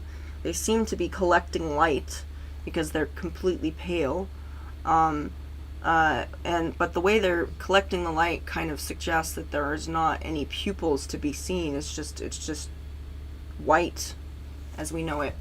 So that's very unusual, the way that's reflecting light right there. And then another thing is, it seems to be, just kind of looking in, like it's almost like it's checking in. It's just like going, are they okay? Or is mom okay? Is baby okay? He seems to be kind of almost concerned about what's going on. So I would just say that's not a devil or a demon. That is just a typical guardian spirit looking over this house and helping the family. Much of the spirits that we see are there just to watch. They're there to observe and to make sure that that everything's okay with us. And I'm gonna say, just because a entity doesn't look like an angel does not mean that they are a demon. Many spirits that I can tell you a majority of the spirits out there look demonic, because it's how it translates over to our reality. So in our reality, when they project themselves, it comes off as being very disturbing and very, very demonic to us. And really this entity is not stalking them. It's rather, it looks like an animal type entity. So I would say that this was like a spirit guardian. Animal spirit guardian is quite common for elementals and such to have a animal-like appearance, because sometimes the spirits of animals will become elementals, or they'll become spirit, because if there's a worldwide phenomenon where the spirits of animals say one last goodbye to us as a means to let us know it's okay, and in many cases it is okay. It is okay. And your pets, I can tell you, are having a wonderful life, because pets are always taken care of in the afterlife. They always are. They always have a way of surviving within the astral plane, because they've been trained. Animals like cats and dogs especially, have been trained to protect you. They have this instinct to protect you. And even if they do something like bite someone or whatever, they do it out of innocence. They do it out of instinct. They don't have a moral compass, so to speak. At least not in the moral compass. They don't have the morality that we have. They very much do things because it is either survival or it's instinctual. Now us, on the other hand, we can decide, we can say, well, it's probably not a good idea to frickin' tear someone's face off just because I'm mad. But when they do this, they get angry and they say, I have to protect myself, I have to protect this, and there's never a point where they stop and think about whether it's morally correct or not. It's just, they do what they feel. It's very simplistic thinking. That's why I believe that animals are very innocent, and animals protect us. And I think this is just an animal protector. This possibly maybe was an animal at one time, and is protecting this house. I really feel that this is I don't feel threatened by looking at this. I feel a very warm protectiveness coming from this entity. I don't feel it being stalking them. I feel it's very concerned, because this is a very vulnerable time for her. She just had a baby by the looks of it, and she needs all the help she can get. So there's nothing really demonic going on here. It's just merely a manifestation of a spirit, of an animal spirit that is either turned into an elemental or into a guardian.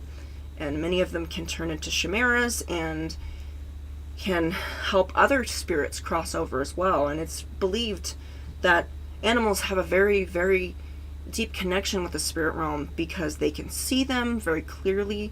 They know when something's there. They will often alert us when a spirit is present or is near or is there. And so really, really pay attention to how your animals respond to the spirits that are in your home, or just on a regular basis anywhere, because if they're responding in a negative way, that might be a problem. But if they're responding and just really chill with the spirit, then that's something that's fine. It's fine. Over the fence, seemingly staring straight at the woman and her baby, while they're completely oblivious to what's going on. I can't even begin to imagine just how terrifying it must have been for this poor woman to see this on her camera later on, knowing that something or someone was watching her and her baby in such a seemingly normal moment in that day. Don't be like, oh, she's moved again! We don't ever get a good clear shot of the entity, so it's hard to tell exactly what it is. We also don't know its intentions, but we can only hope that it didn't have any sinister plans in mind. No. Hopefully this young woman and her baby didn't encounter this thing again. Nah. Oh. It's helping, Mama. It's helping the baby, Mama. A lot of people watch the morning news when they wake up to see what's going on in the world. Usually you'll see topics relating to current events, weather, politics and more. But you almost never expect to turn on your TV in the morning and see something potentially otherworldly on the news. The following video was posted to the High Strangeness subreddit by a user known as Wavy Atlian, and shows someone recording their television screen, which is on a morning news channel. The news reporters are talking about Israel, but there's something completely baffling happening at the same time, which none of the news team reports on. Something that happens so quickly that if you're not paying close attention, you might not even notice. Have a look. Of the incoming projectiles were intercepted. What the f*** is this shit? Look at that. Look at that. Of the incoming projectiles were intercepted. What the f*** is this shit? Look at that. Look at that. Of the incoming projectiles were intercepted. What the f*** is this shit? Look at that. Look at that. of the incoming projectile. Out of nowhere, some kind of strange black figure can be seen flying past and behind a building, never to be seen again. It's the kind of thing that seemed like it should be impossible, but alas, here it is. Some people in the comments of the post have noted just how So, I can explain this just right up front. It's really very simple. It's a very simple sighting. First of all, that is smog that's coming over here. This is just this is just regular clouds right here. This is coming from that chimney, and so it's all separate. And then, of course, that little thing right there is obviously some sort of apparition. It does not look like, it doesn't move like a drone. It doesn't light up like a drone. It's not, you know, some military experiment that nobody wants to know about. It's obviously, there's a lot of horrible things that are happening in Israel, and is still to this day. And more specifically, the Gaza Strip. And I'd imagine there are a lot of souls that are having to vacate this area. And I don't know everything that goes on. I don't go out of my way to follow the news because it is upsetting, and it's also the news is very biased, so I don't really, you know, it always talks about politics and economy, and that's always kind of over my head, and the way they represent it, I don't know for sure if they're trying to portray their own agenda, or they're trying to actually state facts, which I would rather just have facts, not something that's permeated by someone's political view or religious views and that kind of thing. I'd rather just them be straight, but that's hard to find, you know. So I stay away from news, and I think that this is possibly an angel of death. An angel of death is not an angel. It's not a demon either.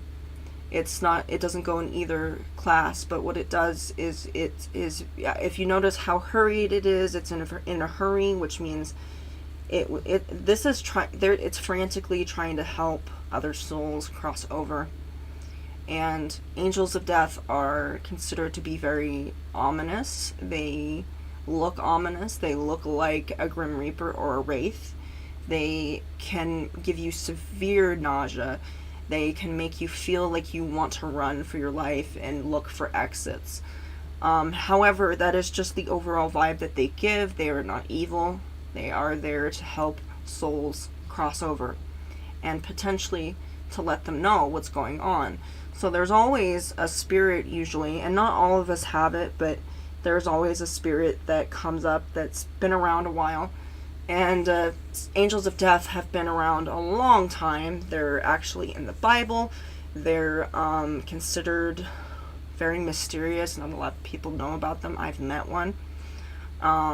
Best thing to do is not to run. If you ever encounter one, just say, could you please tone down whatever you're going through, and they will quickly apologize and say, I'm so sorry. That's just the overall vibe that I give. That's the overall thing that I didn't mean to scare you. And they are there for business, and the business is to let know the souls that have left the body, to tell them, okay, this is what's going on with you. You just died. You are not alive anymore, and we need to, decide. They don't take the souls. They don't like force them to cross over, but they do inform them and educate them and tell them, that these are the courses of action you can go through. What are you going to do with your life? Are you going to stay here? Are you going to go someplace else? Because there's a lot of potential things that you could do. You could either you can go now, you can do this. So it's very much a coaxing. It's an educational thing.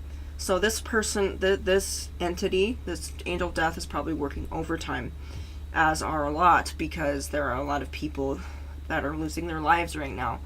And so this person, this entity is obviously in a hurry. So I guarantee you that this is an angel of death that was in such a hurry didn't decided to show themselves. Maybe they weren't aware that they were caught on camera. I don't think they were aware of it. But it's probably not too much of an issue, you know. Probably, you know, they probably saw this and they said, oh well, you know, I was on my rounds that day. I wasn't worrying about being cloaked at that time, being invisible. But I hope that people see what I'm doing. You know, I'm working overtime here, and I'd imagine they're working overtime with a lot of the horrible things that are going on in that part, and that's Tel Aviv, if I'm not mistaken. That's part of the Gaza Strip. Yeah, it's part of that that's being thought over right now, and it's simply horrific what's going on.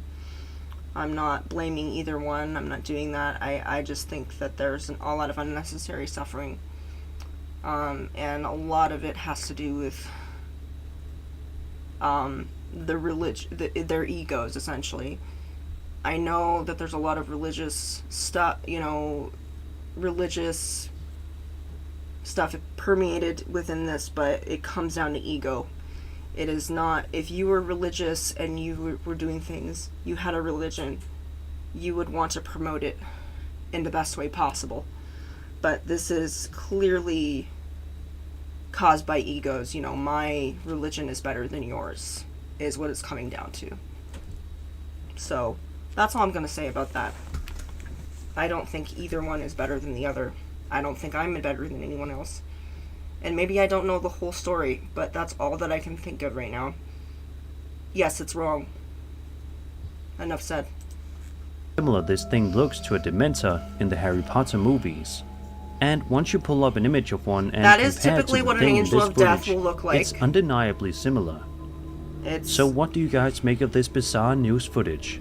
Is it possible that some strange demons are flying around in Israel right now as we speak? We might never find out for sure. I don't think we want to know. You know.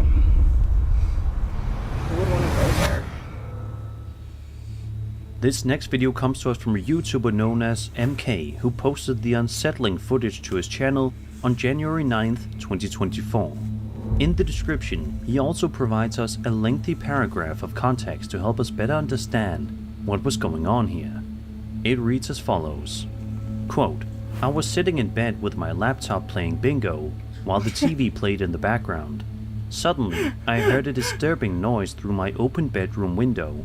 I immediately muted everything, but after a moment of silence, I didn't hear anything unusual. So I turned everything back on and continued what I was doing. Then I heard it again. This time I got up and went to my window. Outside, I could hear an owl, but then another sound sent chills down my spine. It was what sounded like a disembodied horse, neighing close to my house. I quickly turned off the TV to listen more carefully and grabbed my cell phone to record the eerie sound. Don't record that. As I recorded, I realized the neighing was coming from inside our barn. That's when the chills intensified, because we don't own horses. End quote. The uploader further recounts their eerie experience in the old farmhouse they live in, which has stood for over a century and was once a horse farm. Located deep in the countryside, the house is isolated, with a long driveway and distant neighbors surrounded by farmland. The family's lived there for over 7 years and has frequently encountered paranormal activity, though they had never captured it on video until now.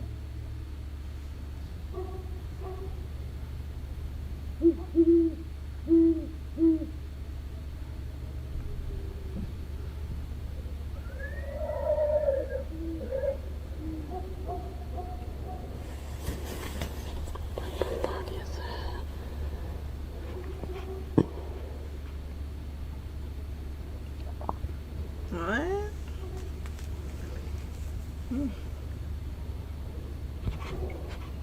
Yet again, just a spirit. It's an animal spirit. They're about as common. Yeah. Oh, that's so sweet that a spirit animal is like making itself known to you. That's sweet. While recording strange horse-like sounds from the barn, they saw a ghostly translucent figure pacing along the driveway. I can tell you some of my earliest Ouija experiences. I used this beautiful stained board, and I've shown it before on this channel. It's beautiful. And it has a bat on it and everything. And it's one of my prized Ouija boards on there, and that I have, as it was one of my first as well.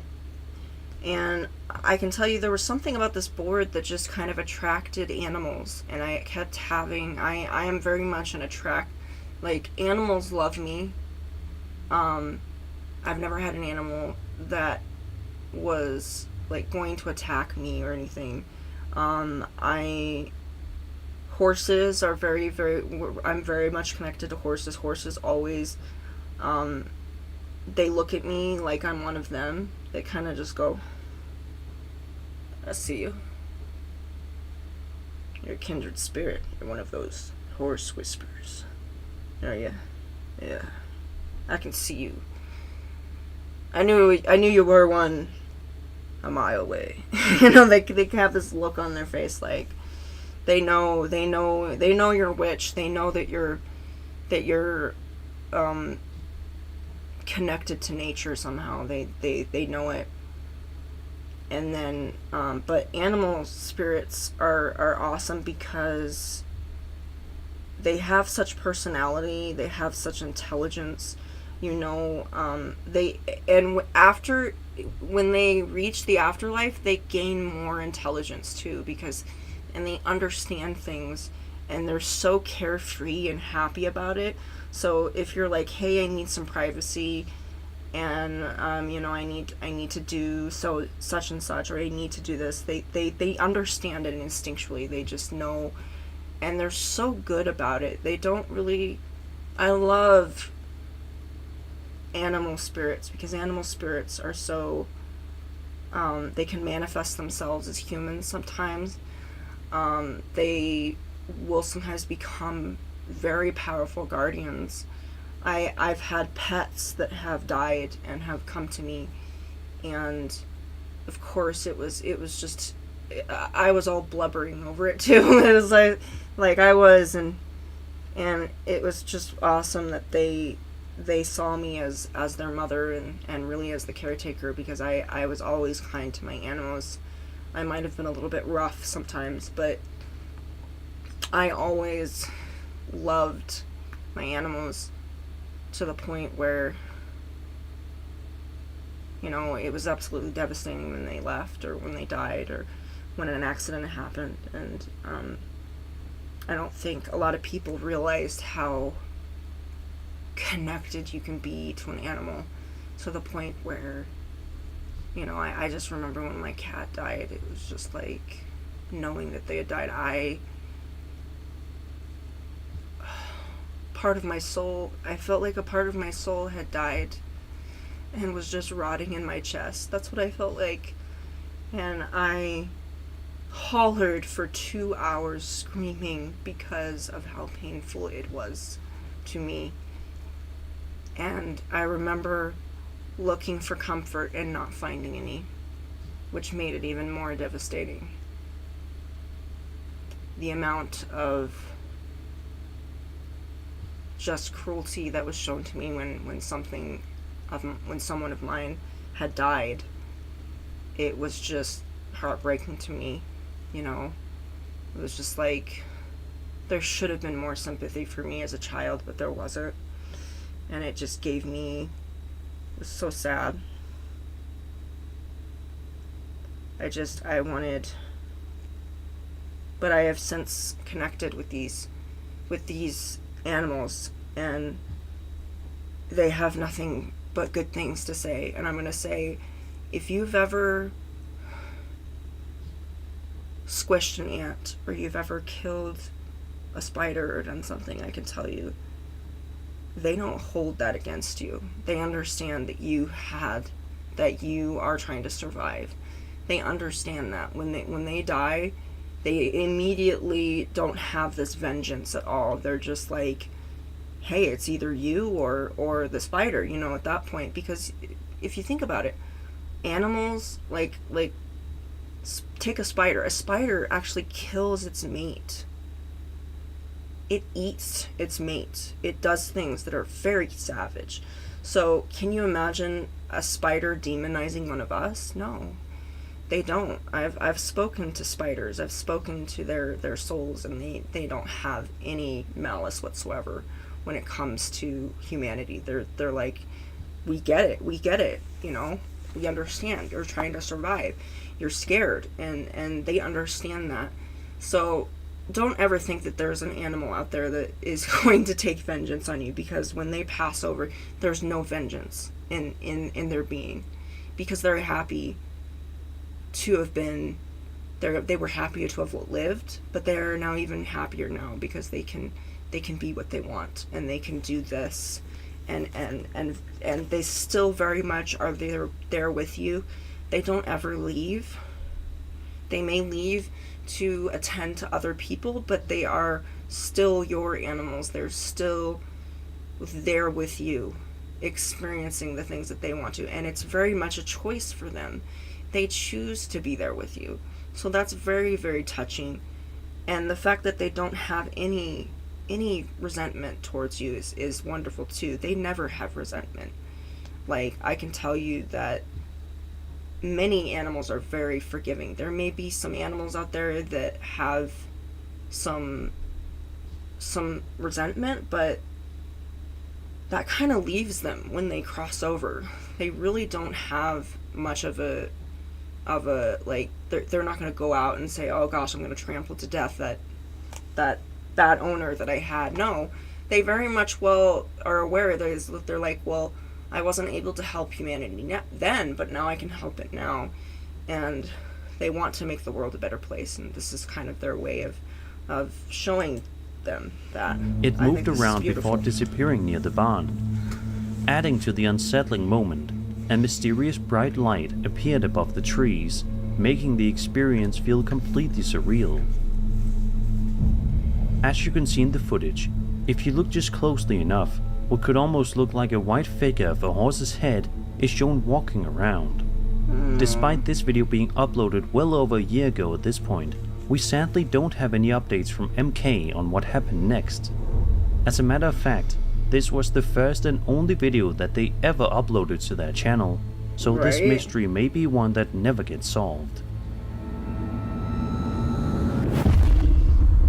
There is no mystery. What mystery is there? A Marine shared a personal account on Reddit involving a UFO experience. He describes how his grandfather, a minister, once recounted a frightening encounter where bright light enveloped his vehicle, causing the radio to malfunction, and a flame-emitting object hovered above. Fear of public ridicule kept the incident secret. The Marine later confirmed the story with his grandfather's friend Jay, who was also deeply disturbed. This disclosure was prompted by the Marine's own unexplained experience at age 16, which led him to study UAP, unidentified aerial phenomena. While working security at a music festival, the Marine met another Marine, T, and they bonded over shared interests, including UAP discussions. T shared footage from a high-altitude jump where white orbs zipped by below him, causing panic. The object was not a part of the plane, a reserve parachute, or anything explainable given the altitude. Another jumper recorded the event on a GoPro, confirming the sighting. Let's take a look at the footage before it gets removed. Why is it being removed, huh? Oh, wow. Yeah, that's probably some sort of military drone that we're not supposed to know about. There's a reason that the government doesn't want us to know about these kind of things, so. It's undeniable just how truly interesting the footage is, with a lot of people in the comments sharing just how incredible the video is. In a world full of tons of skeptics, there really aren't a lot of them in the comment section here. there's a majority of people that see these things and they think to themselves, it's UFOs, right? But it's clear that they're probably not extraterrestrials. They're probably just experimental military drones. Do I know anything? Do I know for sure? No, I don't. So, if you're working for the government and you see this, I don't know anything. I don't know anything about anyone. I just see these footage and I think, military drone, you know, I don't know anything. I don't know anything. So please don't come after me. Don't come after me. I'm not exposing your secrets. I'm not writing them down. I'm not sending them on social media or sharing these kind of things. I didn't make this video, someone else did, so you should really be going to, you know, making sure that this, if this is something you don't want them to see, then remove it, you know. It's also worth mentioning that someone in the comments found out that the footage was taken over Laurinburg, North Carolina. I know nothing. Let's just hope that the more time that passes, the more information we will have regarding this highly fascinating piece of footage. I don't know. This UFO stuff is really not that interesting to me. Imagine you're sitting on your couch in the middle of the night just trying to relax and unwind before heading off to bed for the night when you find yourself caught in a real-life nightmare. That's the kind of situation TikTok user Carter V found himself in one night in February of 2024. He's shown to be sitting on the couch in the living room, recording something in the distance.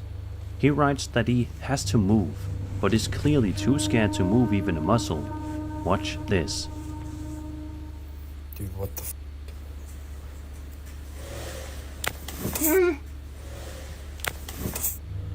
Later in the evening, Carter finds himself in for yet another scare.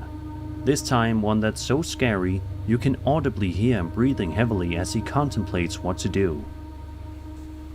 Move like a normal person? Or get somebody that has a second opinion? You know? Get somebody that actually knows these things.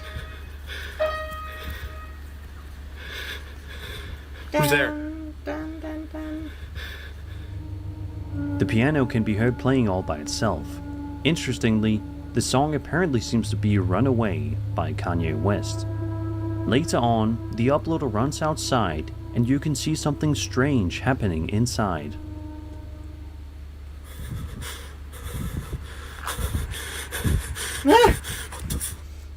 Fun! In an update video that was posted a bit later on to Carter's TikTok, he shared a photo of himself moving out of the house with a big smile on his face, clearly looking forward to a fresh start and a new place. Happy. I don't blame him for moving, and I hope his new place treats him well. Yeah, but as you've seen before, moving someplace does not actually fix the problem. As you know, spirits can make attachments just as much as we can. Attachments just means they hold on to someone. They want to be with someone. And for whatever reason, sometimes it's an object, sometimes it's an actual person, which does happen. I don't know how often that happens, but you know, sometimes spirits just they gravitate towards a certain person, and they want to communicate with that person because they see, it's like the horses, they see a kindred spirit, they see somebody that could potentially communicate with them or hear their story. And it's horrifying when you don't know. And I'm just gonna say, moving was, yeah, that's a good move on you. You know, moving is a good move. Moving is a good move. Yeah, it's smart. It's smart because you don't know potentially if this entity has any harm. But if it were me, and I was not a badass witch like I am right now, and I had no fucking clue what was going on, I would get a second opinion. I would say, I would go to someone that, like a voodoo priest or priestess, or somebody religious of some sort. Not a Catholic priest, obviously, because you know how I feel about Catholic priests. I see them do more harm than good. I see what they've done. I've seen The Exorcist. I know. I know them. No, I'm just joking. I know there's some good ones out there. I've heard of only one account where an exorcism actually worked because of a Catholic priest. Only one case. And that was told by an actual pastor who I still to this day respect. But I don't think, I would get a second opinion. I would get somebody that actually is spiritually inclined, that can possibly communicate with them. I would do some research. I would go on Facebook or Messenger. I would look for someone to say, hey, can you come and look at my house? Can you talk to me? Get somebody on video chat. Get somebody that can, if they can't physically be there, can actually see what's going on and send the footage to them. Send the footage to that person. Heck, send the footage to me. Okay? Send it to me. Okay? I'm Phantom Enchantress on Facebook, okay? Phantom Enchantress on Facebook. It's the same exact deal. Okay? You're gonna see a woman from the 1800s. You're gonna see a photo of that. That's me. Okay? If you want to find me and you got some spiritual stuff that are freaking out, I can tell you that I have successfully banished several spirits myself. I have actually had people recommend me. I have dealt with shadow demons before. I have dealt with shadows in general. I have dealt with all sorts of things. And I've had people tell me there was actually a man that was having a lot of activity in his house that reached me through Messenger, and he said the moment that I started talking to him, he was already having some problems. Like, he had some physical ailments, and he said the moment I started talking to him, he started actually being healed. Like, he was the physical ailments were going away as I was talking. So apparently my powers can extend beyond my body. But it's crazy to think that, but yes, your very presence can heal people. Both subconsciously and consciously. You can heal people without knowing it. And there's something that's called sympathy magic, which is known as when you have sympathy for someone and someone is going through a hard time and they start feeling better, it's because your powers are healing them as you speak. So this is a real thing. It's not something that I made up. It's actually, the people will tell you about sympathy magic all the time in the community, in the witchcraft community. They'll tell you that. So yes, I have some healing abilities, I guess, that sometimes will occur when I'm not really thinking about it. And I've seen it happen with my family. I've seen it happen several times. So don't underestimate your own power, because you do have the power to do crazy shit. Reddit user NoSignal1over137 posted something over on the Internet Mysteries subreddit and shared a bit of context to better help us understand the video that we'll be having a look at. The uploader's post reads, quote, "Last night my friends and I were looking through my old YouTube channel. We watched my first video, first person flips on trampoline, and saw something I can't explain. There was someone sitting cross-legged behind a table near my trampoline, with the table blocking their face. For starters, I remember being outside alone when I recorded the video. Cliché, I know. But what I can't explain is a dark protrusion that moves upward when I pan toward it. Strangely, the screen also turns blue whenever my camera points in that direction. In the photo, the black protrusion could just be due to camera quality, or it might appear still, making it seem like something in the background. Luckily, I still have the video. If you're skeptical, just watch it." He then linked to the following video on YouTube. Here's called a backbone backflip. What you do for this, you jump on your back. You jump onto your back and then do a backflip. All right, here we go. All right, so I did that. All right, guys, that was it for now, and I'll see you later. Did you guys see it? If you look closely, you can make out some kind of unexplained person or entity. Some people in the comments think that it may just be someone's reflection, or that it was a person that the uploader didn't realize was there at the time, while others believe this may be something supernatural. What do you guys think? Is it possible that there was just a family member or friend nearby, and the uploader didn't notice? Or was there something much creepier going on here?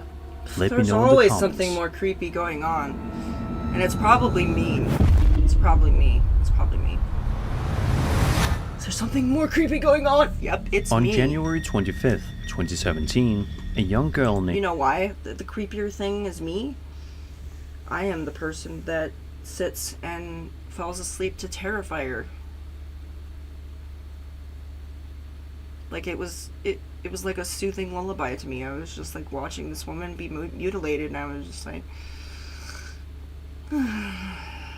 yeah, just wonderful. It was just Terrifier 2 as well.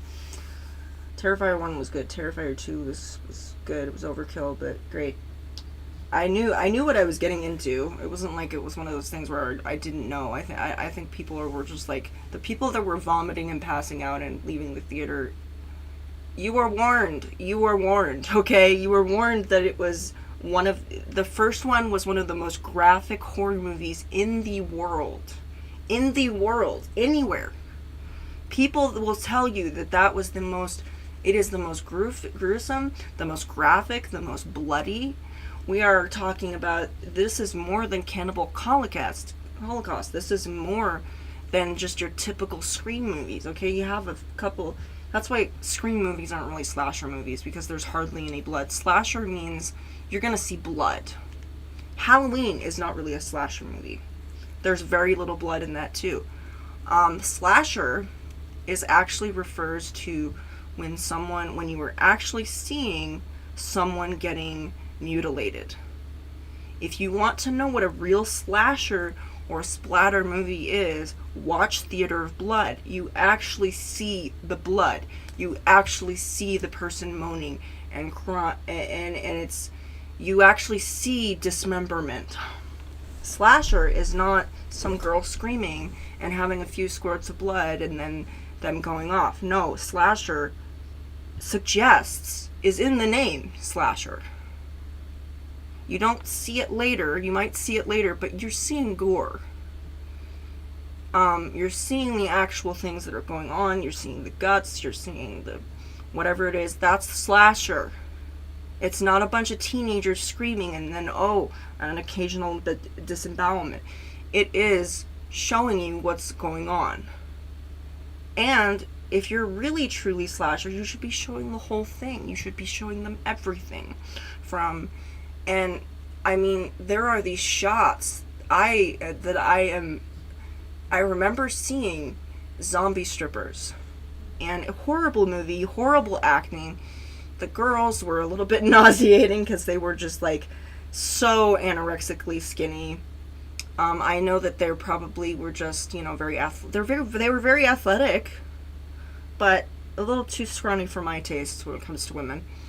But not ugly. They weren't ugly. They were beautiful, but very, very much not a lot of curves. When you think of strippers, you think of curves. You think of woman who's, she's got a little belly on her. That's typically what I like. But that's just a personal preference of mine. And so, it was gory, and I still to this day don't know how they did this. So there was a guy in a chair, and I see him moving around and doing stuff and talking and being really scared because he was tied up. And then I don't even see where they edited the next shot. Like, I was thinking that they were gonna take the camera and go in a different direction so they could prepare the dummy or whatever it was, that was gonna be mutilated, but they didn't. It was just, boom, tore his jaw off right then and there. And I was just sitting there going, where's the editing? Where you pan away and then come back? No, they had made this seamless edit to the point where you could not tell. And this was a shitty movie too. So kudos on you. Great job. I was genuinely shocked because I was just like, okay, Yeah. They're gonna pan away, and then they're gonna tear apart this dummy that has like a jaw. No, they didn't pan away. It looked like one seamless shot of this guy looking terrified, and here comes this woman, just tears his jaw off, and I was just like, wow. I'm not even upset. I'm just impressed. Like an anchorman. I'm impressed. Emma Oakley posted a video to her YouTube account Emma. that showcases her and her brother doing some dares on camera. At first, it plays out like a normal video of two siblings just trying to mess around and have some fun. We're just But as having I'm fun. sure you can expect, Yay. this simple video quickly turns into something much creepier. Throughout the video, Emma and her brother are shown goofing around and playing with each other. It's all fun and games until this happens. What? Ouch. Did you say they were playing with each other? Okay. Maybe you could use something different, like they were playing games with one another rather than playing with each other, because that implies that they were doing something else that children shouldn't be doing on screen.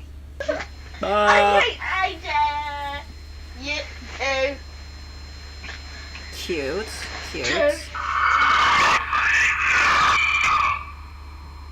The fuck?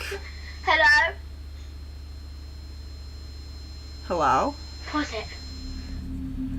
I don't Suddenly, know. a bizarre demonic voice can be heard coming through Emma's computer, I'd have to hear it again. startling Let's hear it both again. her and her brother, who can only sit there in shock, not sure of what's going Hear on or what us. to do. Well, what did it say? The video though? then ends a few seconds later, leaving us all to wonder what exactly was going on and what the creepy voice was doing on her computer. It's also hard to understand what the voice was saying, but it probably wasn't anything good. Emma did post further videos on her channel down the road, but she never posted any kind of direct update to this video. Someone on Reddit thinks that someone may have hacked into Emma's webcam, and that's where the voice came from. If this is true, it's utterly terrifying to think that there are people. So let's kind of listen to that. Ouch. Hear it. I want to hear it again.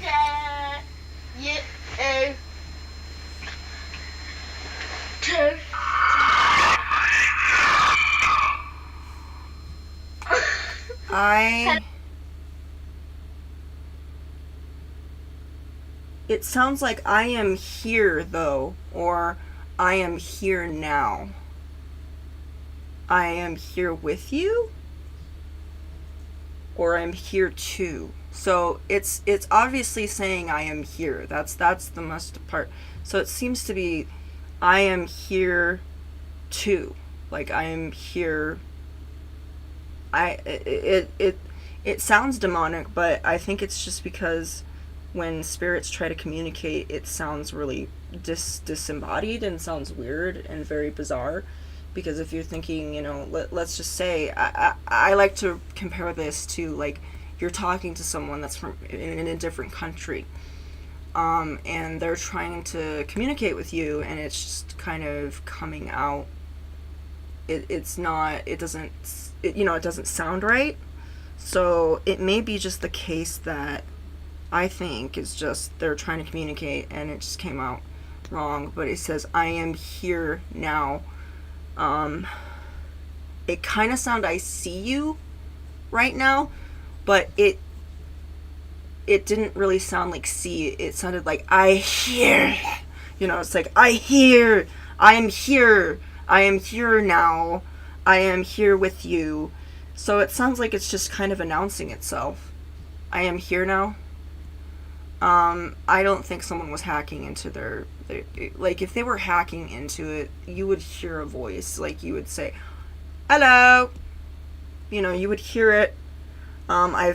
We've witnessed what happens when someone gets their as you know, there was a lot of cams that were people didn't change the passwords, and the passwords were on the back, and so it made it really easy for anybody to get into that cam or you know, security device. So that was kind of laziness on their part, but also if you have a security cam, you should not have the password on the back.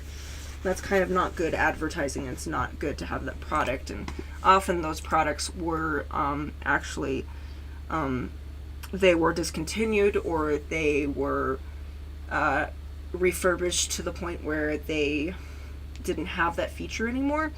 It could be possible that somebody is doing that, but if they were actually hacking into it, there probably wouldn't be a voice, and it would most likely be a little bit clearer. That voice would be a lot clearer, for one thing. Because I know this, there was a woman that actually had a man that had hacked into her device. It was mostly on her part because she hadn't changed the password, but it was also the fault of the person that created such a device and sold that onto the market. That's their fault as well. You know, not... you know, you shouldn't have a device that is that hackable. And the fact that it doesn't even take hacking skills to get into that is quite disturbing also. But if it was somebody that was actually hacking into it, they would be very clear. They would say something like, hey, is your mommy and daddy home?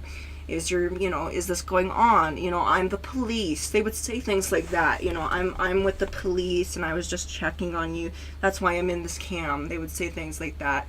Typically, that's usually what a predator will do. They'll say something to reassure them, and they'll say something like, I know your mommy and daddy. I know your mom. I know your dad. You know, that kind of thing. They would say that, since they clearly are in either Wales or England or something, someplace British. So I'm assuming that that's what. But I don't think that this is a hacking. It's not a hacking. And another thing is the reason the reason I know that this isn't just a hacking is because if it was a hacking, there would be somebody that would respond, and they would say, they would say something. They say, oh, I'm just pranking you. Sorry about that. I was checking the sound system. You know, you would say something like that. Because if it was a pre-recorded sound that they actually were using, they would say, oh, I'm just checking up on you. You know, there would be, if this was a human, there would be some sure signs for that. May have hacked into Emma's webcam, and that's where the voice came from. If this is true, it's utterly terrifying to think that there are people out there who are hacking into young kids' webcams just to scare them, or who knows what else. This video may be good evidence as to why parents should monitor their kids and their technology more closely. Right? There's none of that. My worst pet peeve really is, you know what my worst pet peeve is where parents will go on the internet. As you know, there's no consequences, so people can just say whatever they want, and nobody will think of it, you know, they won't be like, oh, you have to stop. It's more of just like, oh, good on you, you know, you're speaking up about stupid shit, great. So, you know, they don't have a lot of consequences online, which is why people are so unhinged and so, you know, angry and wild like that online. So I was doing that, and I'm just saying, you know, there's been people who come on and they're just like, oh, you know, I'm so upset about YouTube. You know, I have YouTube Kids, and I have the parental guidance on, and I still got that disturbing Peppa Pig, and I'm just so shocked, and turns out it's an Adult Swim thing, and if you, yes, there may be a flaw in the system, but it's not YouTube's fault if something was uploaded that shouldn't have. It is potentially your responsibility. Even if it is YouTube's fault, it is potentially your decision and your responsibility to figure out what your kids are watching. If you do not trust them and you cannot protect them, then I suggest having a time when they can watch watch TV, you know, when you're in the room. So for instance, getting them to be,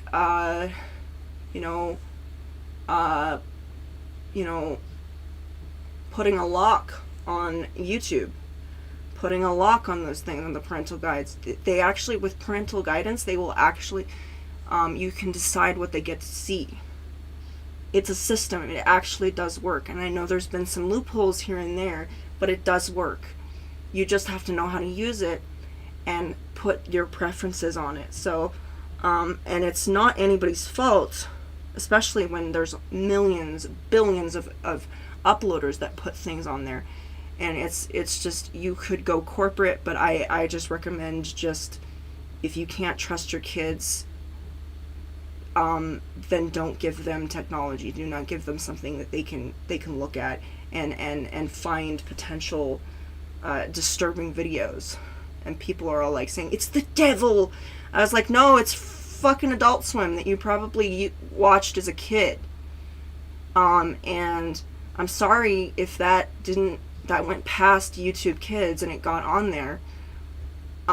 It could be a glitch. It could be something as much as you didn't select the right thing on YouTube Kids like the way that you should have. It could be a number of things, but what it comes down to is you're responsible for what your kids watch. You're responsible for what goes into their minds. And you can blame everybody else, but it's down to you're responsible for your kid. Nobody else is. Don't be going out and blaming people when your kids see something they shouldn't. That is your responsibility. Obviously, there are things that children are going to see regardless if you protect them or not. You know, there's going to be things that they see out of the house. There's going to be people that they interact with that you can't help. But when it comes to YouTube, monitor it. And if it's YouTube and you don't feel like they're safe on there, don't go there. Go to Disney Plus. Put the parental guides on so that they watch Disney movies all day, or sit down and actually watch the videos beforehand. Make a playlist for them of videos that you know for a fact are safe, and give that to them. You know, just be smart, not petty. Smarter, not harder. This video comes to us from France and was uploaded by a woman named Denise Pilon all the way back in July 2015. It shows her simply going about her day when something absolutely terrifying happens out of nowhere. It's never happened C'est before. vraiment fatigant là. Je vais appeler maman. Where are you, Mama? Olivier?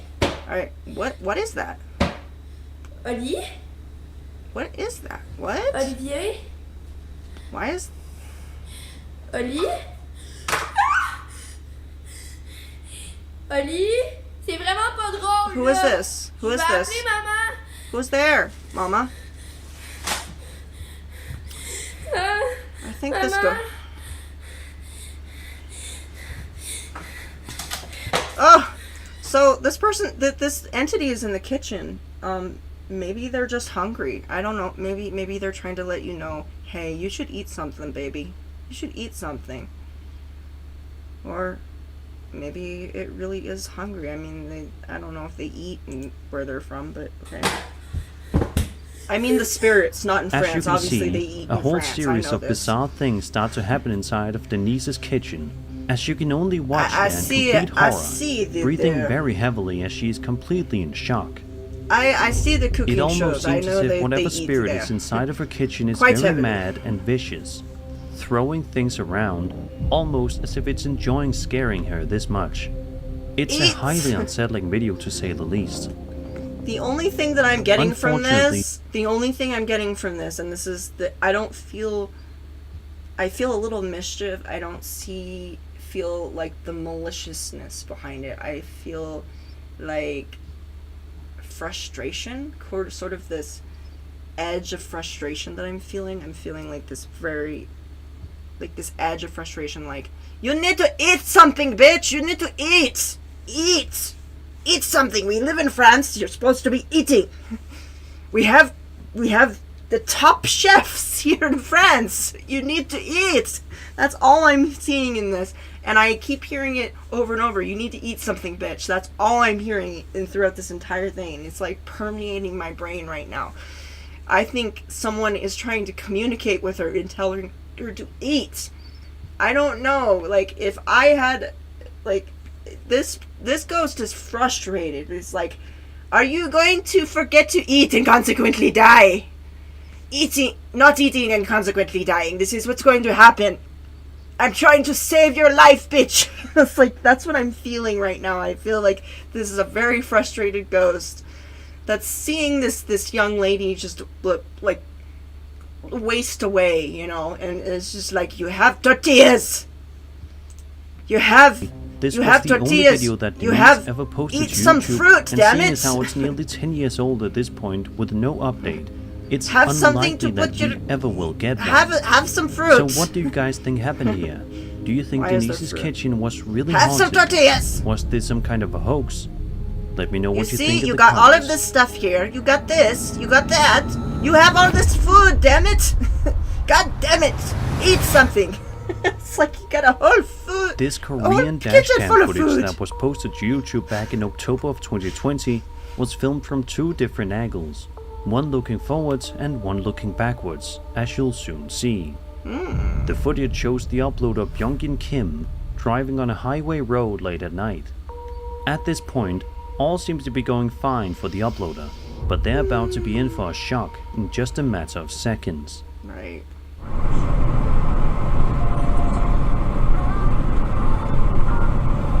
Just like, give me a ride, please. I want a ride. It's like, I need a In the ride. blink of an eye, a strange figure can be seen standing in the middle of the road, seemingly materializing instantly. The front-facing camera angle shows the figure appearing very suddenly, and the back camera angle shows the figure after the uploader drives I past need a it. ride. It's a terrifying video for many reasons. One, it's crazy just how transparent this figure was up until the driver got right up close. Yeah, and Two, it's we really don't hard know- to see what it is, too. Who it is, really. It just doesn't really look like a person, to be honest. Whoever it is really heavily in white. They really liked white for some reason. And that's just showing up right there. But it's clearly reaching out. It's kind of going like this. Like, do you guys see me? Do you even fucking care? Come on, I'm right here.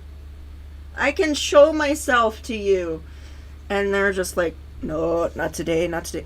You know, a majority of these hauntings, I'm sure, are really just, if you were to actually hear their perspective of what was going on, you'd be very surprised, because it's just like, obviously some of them are just trying to be heard, and they're trying to let you know something. They're trying to, like, say, look, you need to eat.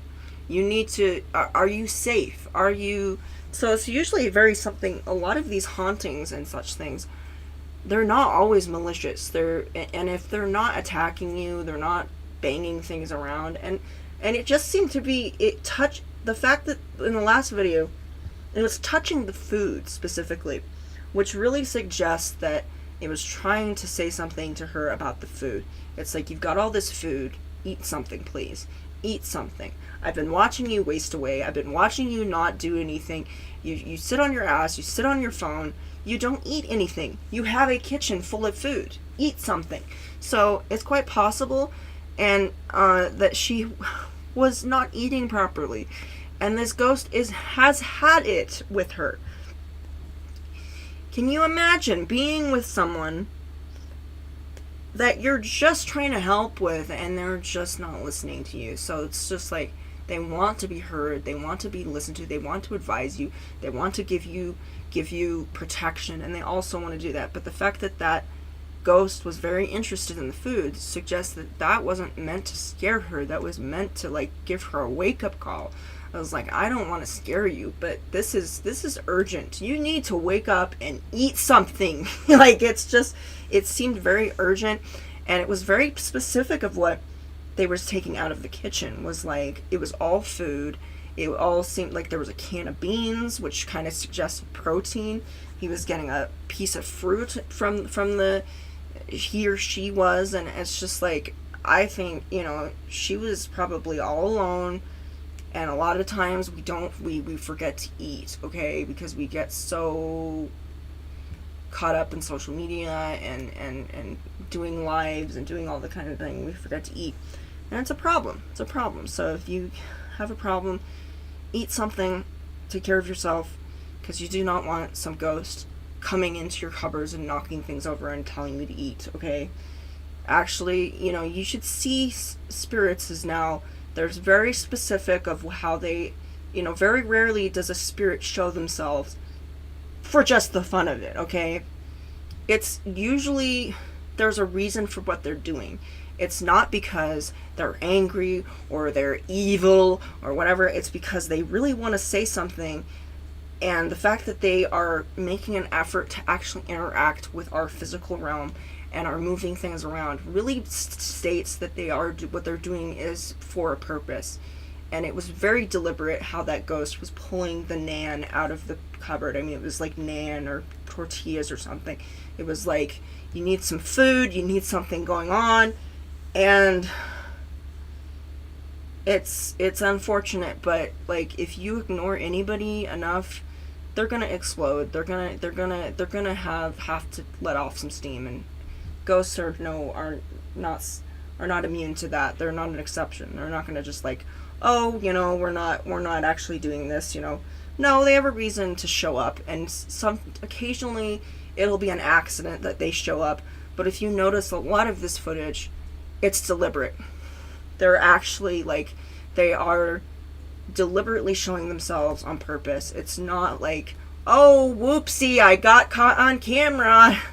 No, it's clear because they have smiles on their faces. If you look at these horrifying entities, they're looking at the camera, straight at the camera. They know where the camera is.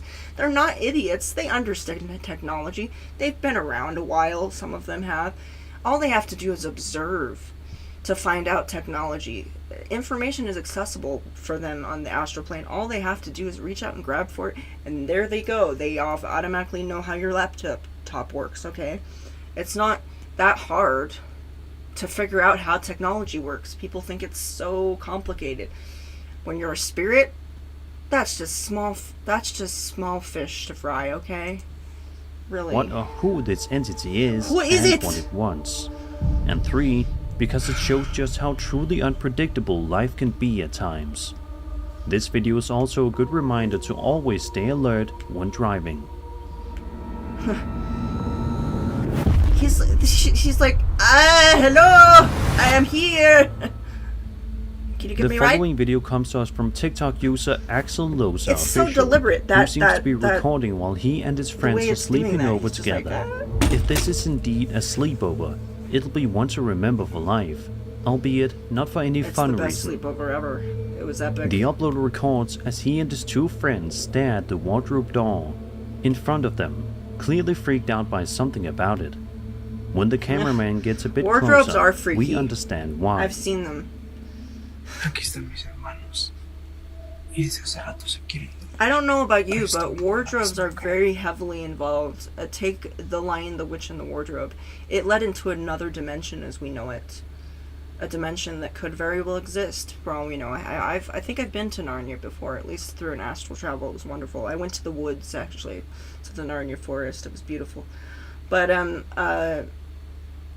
it's something to be said. There's something about a wardrobe. It contains things, very important things. It's very much, children play around with it a lot, and it's something that's either forgotten about or it's very much heavily used. So I think wardrobes are very much, you know, I think it's very much like a closet. If you think of Monsters, Inc., I think that there is a way for someone to use a wardrobe and potentially just come into this world. Possibly wardrobes are portals to another dimension, but we can't physically use it per se. It's the spirits that know how to use it. So in Monsters, Inc., the doors would go to closets and wardrobes and such. So perhaps wardrobes and closets are a gateway to, or a portal to this realm. That kind of explains why there's always a lot of activity in my closet whenever using certain equipment. There seems to be a lot of activity over there. I don't know why they want to be in the closet, but that would explain it. Maybe that's how they get in. I don't know. I'm sure there's multiple ways. There's mirrors and TVs and computers and screens like that where they can come in, but potentially a closet is kind of the traditional portal for spirits, which is why so many people have reported to have monsters come in the closet. I think there's some truth to that. It's not just a regular childhood trauma. It's something that there is probably something really in the closet. There probably really is something under the bed, you know? And of course, when an adult comes in, it's not there, but the child knows it's there. The child knows it's there, and the adults are just laughing. They're just like, "Oh, she has such an overactive imagination." But that has happened worldwide to every child who has been afraid of something in their closet. So there's something to be said about this. How can millions, if not billions, of children say that there's something in their closet, but it's not, but there's nothing there? There's too many incidents of that being the case, and I think there's some truth to it. I don't think it's just kids being kids. There's something fucking there, and we need to listen, and we need to hear it. We need to realize we can't just brush it off and say, well, there's no such thing as monsters. It's probably not a monster. Who knows what it is? But it perceives itself to be a monster to the child because the child can clearly see that entity. So it's probably a lot of times they use a closet to enter a world, and it usually comes into a child's bedroom. And so it's just too many coincidences for it just to be an overactive imagination. Okay. Es lo que me temía. La verdad es lo que me temía y no sé qué hacer. There may be a demonic entity in there. Vean, aquí está, pero cuando yo trato de abrir. So there's nothing there. At least nothing that we can see. Nada. Y no sé qué hacer. Some kind of a scary face can be seen staring through the wardrobe door, but it strangely disappears as soon as the door is opened. Yeah. To this day, nobody knows for sure what happened here, but it's definitely a video that you won't want to watch before going to bed tonight. Let's just hope that this creepy ghost never paid these guys a visit again. I've watched these after before this. bed before.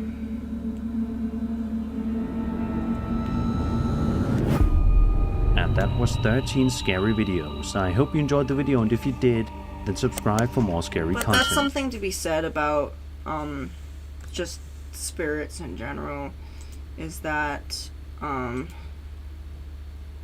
know, it's something to be said when it comes to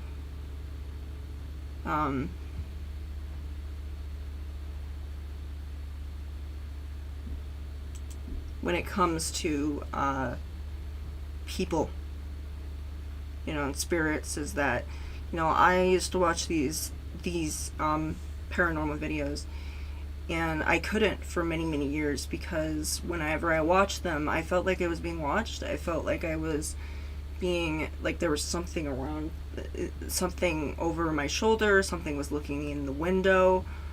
I had the sense that something was there that I could not see, and it used to freak me out. And now I'm not freaked out by it, because whenever I see a Slender Man, whenever I see a Wendigo, and whenever I see some sort of shadow that's looming around the corner, I essentially, you know, in the back of my, you know, the peripheral vision, in the back of my eye, you know, the corner of my eye, I instinctually say, you know, it's probably somebody, it's probably an entity that wants to be seen, that wants to be heard. I see it as, you know, I think spirits definitely know when they're being watched, when they're being seen, when they're being witnessed on footage. And when it's just the same thing. It's like, you know when you're being watched. Ghosts and spiritual entities know the same thing. So if they've been caught on camera at any time and you're watching that and you feel like something's watching it, it's probably the entity. It's probably the same entity. And They're using the technology, however they use it, to come to you. And they are watching you at that moment because they want to see how you react. They want to see, are you freaked out? Are you laughing? Are you doing, they want to know what kind of person you are, because they specifically made themselves accessible. They made themselves known in the video. They wanted people to see them. It's just common sense. They want you to see them. Why else would they be on there? Now, unless they are an amateur spirit, they just became a spirit, or they just died recently and they don't understand, or they're a childlike entity. Like, for instance, if a spirit died and they were very young, like as a child, and they don't understand their abilities as a spirit quite yet, that can happen. But potentially it's usually deliberate, and they want to be seen, they want to be heard, they want to connect with someone, and it's quite possible they're wanting to connect with you. They don't want to possess you. They don't want to stalk you. They don't want to choke you or do some weird shit with you. They want to actually have a connection with you, have a conversation with you, and say, I'm here. You know I'm here.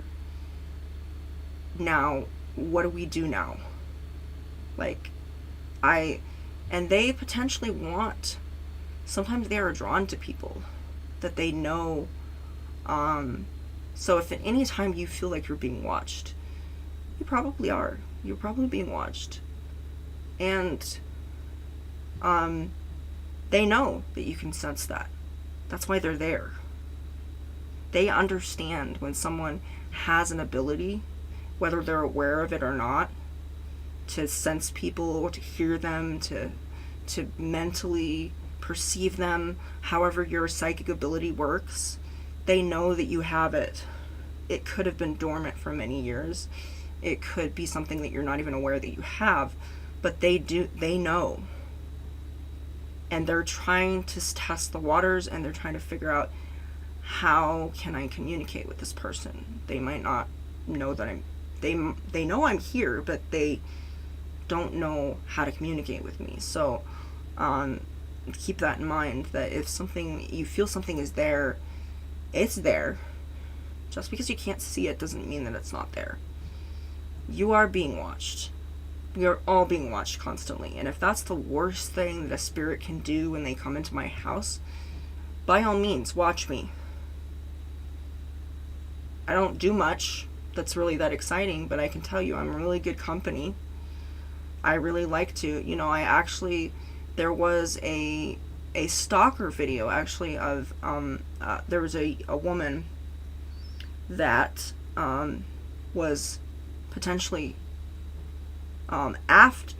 stalking this young man who was in a hospital. And I started discussing her. I paused the video and I showed it, and I said what I think she would be like, and I kind of said I wouldn't mind hanging out with this entity. This entity seems great. She's a banshee of some sort, and she seems like she's like a grandmother of some sort. And sometime later she appeared after the video. I'm not joking. She came to me. Her name was Marjorie. She was kind of flirty. She said something like, oh gosh, you're kind of scrumptious, aren't you? And I was like, thanks. Thanks, that's not creepy at all. She said, I mean it in in a flirty kind of way, obviously. So she was very flirty. She was very she had a very raspy kind of voice, at least from what my mind told me. She was very very tall, very long limbs, long hair. She complimented me on my hair and said, I like your hair, it's like mine, I like it, except yours is curlier than mine. So I think she was tugging my hair quite a bit when I was watching the video, because I felt like something was going like this, was not tugging, but just kind of going like this a little bit, like that. I also felt some of the hair in my arms going up, and it was just like one hair. And also another thing, there was one side of this side of my arm, it was completely normal. and this side was having goosebumps. I've never experienced that. I've never experienced where my arms would individually have goosebumps. Usually when I have goosebumps, both of my arms have prickles because I'm cold usually. It's usually because I'm cold, okay? I don't get goosebumps because I'm necessarily scared. It's because I'm cold. I actually run my temperature is always really low for some reason. Like, it doesn't matter what you would do. You could give me a rectal thermometer, you could put a thermometer in my mouth, in my ear, in any orifice of my body, and I can tell you I would be 97.6 every time. I run a little colder than usual. I don't know the reason behind that, but I just am colder. It doesn't matter how much I weigh or whatever. I'm always 97 degrees. I'm always 97.6. That's all usually is. Maybe it's 97.8 at times, but it's usually just 97. It's consistently every single time that I've gotten my temperature done. So so I can tell you, you know, I get cold on a regular basis, you know. When there's a fan going, I'm just like really super cold. So I've never experienced that where it was just one arm that had goosebumps and the other arm was just completely normal. That suggests that there was a temperature drop on this side, which means she was sitting right next to me at that time. And I thought about that, and my heart kind of just dropped. I was just like, oh, yay, she was right there. And I actually showed it on camera. Like I didn't show it, but I was like, oh my gosh, I have goosebumps on this side and not on that side. So that suggested that normally people get goosebumps when they're cold. So that suggested that there was an actual temperature drop on this side, which means that's where she was at the time. And she was touching my arm and doing that. So it's very common for spirits to either exude a coldness, sometimes heat, occasionally things will be a lot warmer in certain spots, but that's, I think a majority of the time it's cold. I mean, yes, they can probably manifest heat just as much as coldness because, you know, they understand the elements and that kind of thing. So I'm sure that's the case with that. I'm sure they can, you know, conjure both of those things. But it's usually coldness because coldness is kind of associated with fear. It's associated with something urgent when you're cold. You know the lengths that you'll go when you're cold. You'll put 6 layers of clothes on when you're cold. So cold seems to be something that is more effective when it comes to us, because cold is, you know, we associate warmth with warm feelings, with being safe. Coldness, on the other hand, we associate with being not safe, not being secure, being in the elements, not feeling good, being scared. So they know that for a fact. So I think that's why they make the temperature drop in certain places, because they are trying to make you uncomfortable. They're trying to make a difference and an impact when they're in the room. And cold is just, it's more effective with us as humans, I think. And at this point, it's just kind of expected for the temperature to drop in a room when there's an entity present. So, but I made a friend named Marjorie. She's a banshee. I think she just heard her name now. And she's right behind me. That's fantastic. So, she's very much harmless from what I know. You'd think banshees she's a very ancient banshee from what I know. So she kind of said that she was just messing around with that one guy. That one guy was terrified. And she was just kind of following him around. I mean, why not? Why not follow someone around?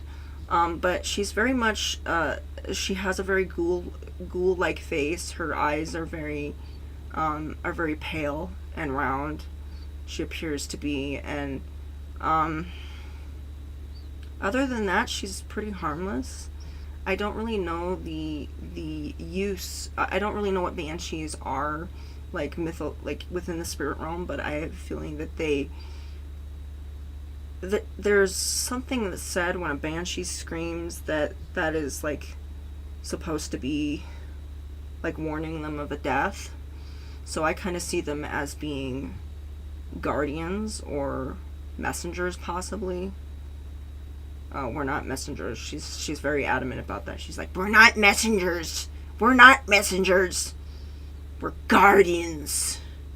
And I'm like, okay, we're guardians. So they're guardians of something. I'll have to look deeper into that, and I don't know what they're guardians of, but we'll figure that out, and I'll be back, but I have to have lunch so I don't consequently die like that one woman in the video who was freaking out. Yeah, she should be freaking out.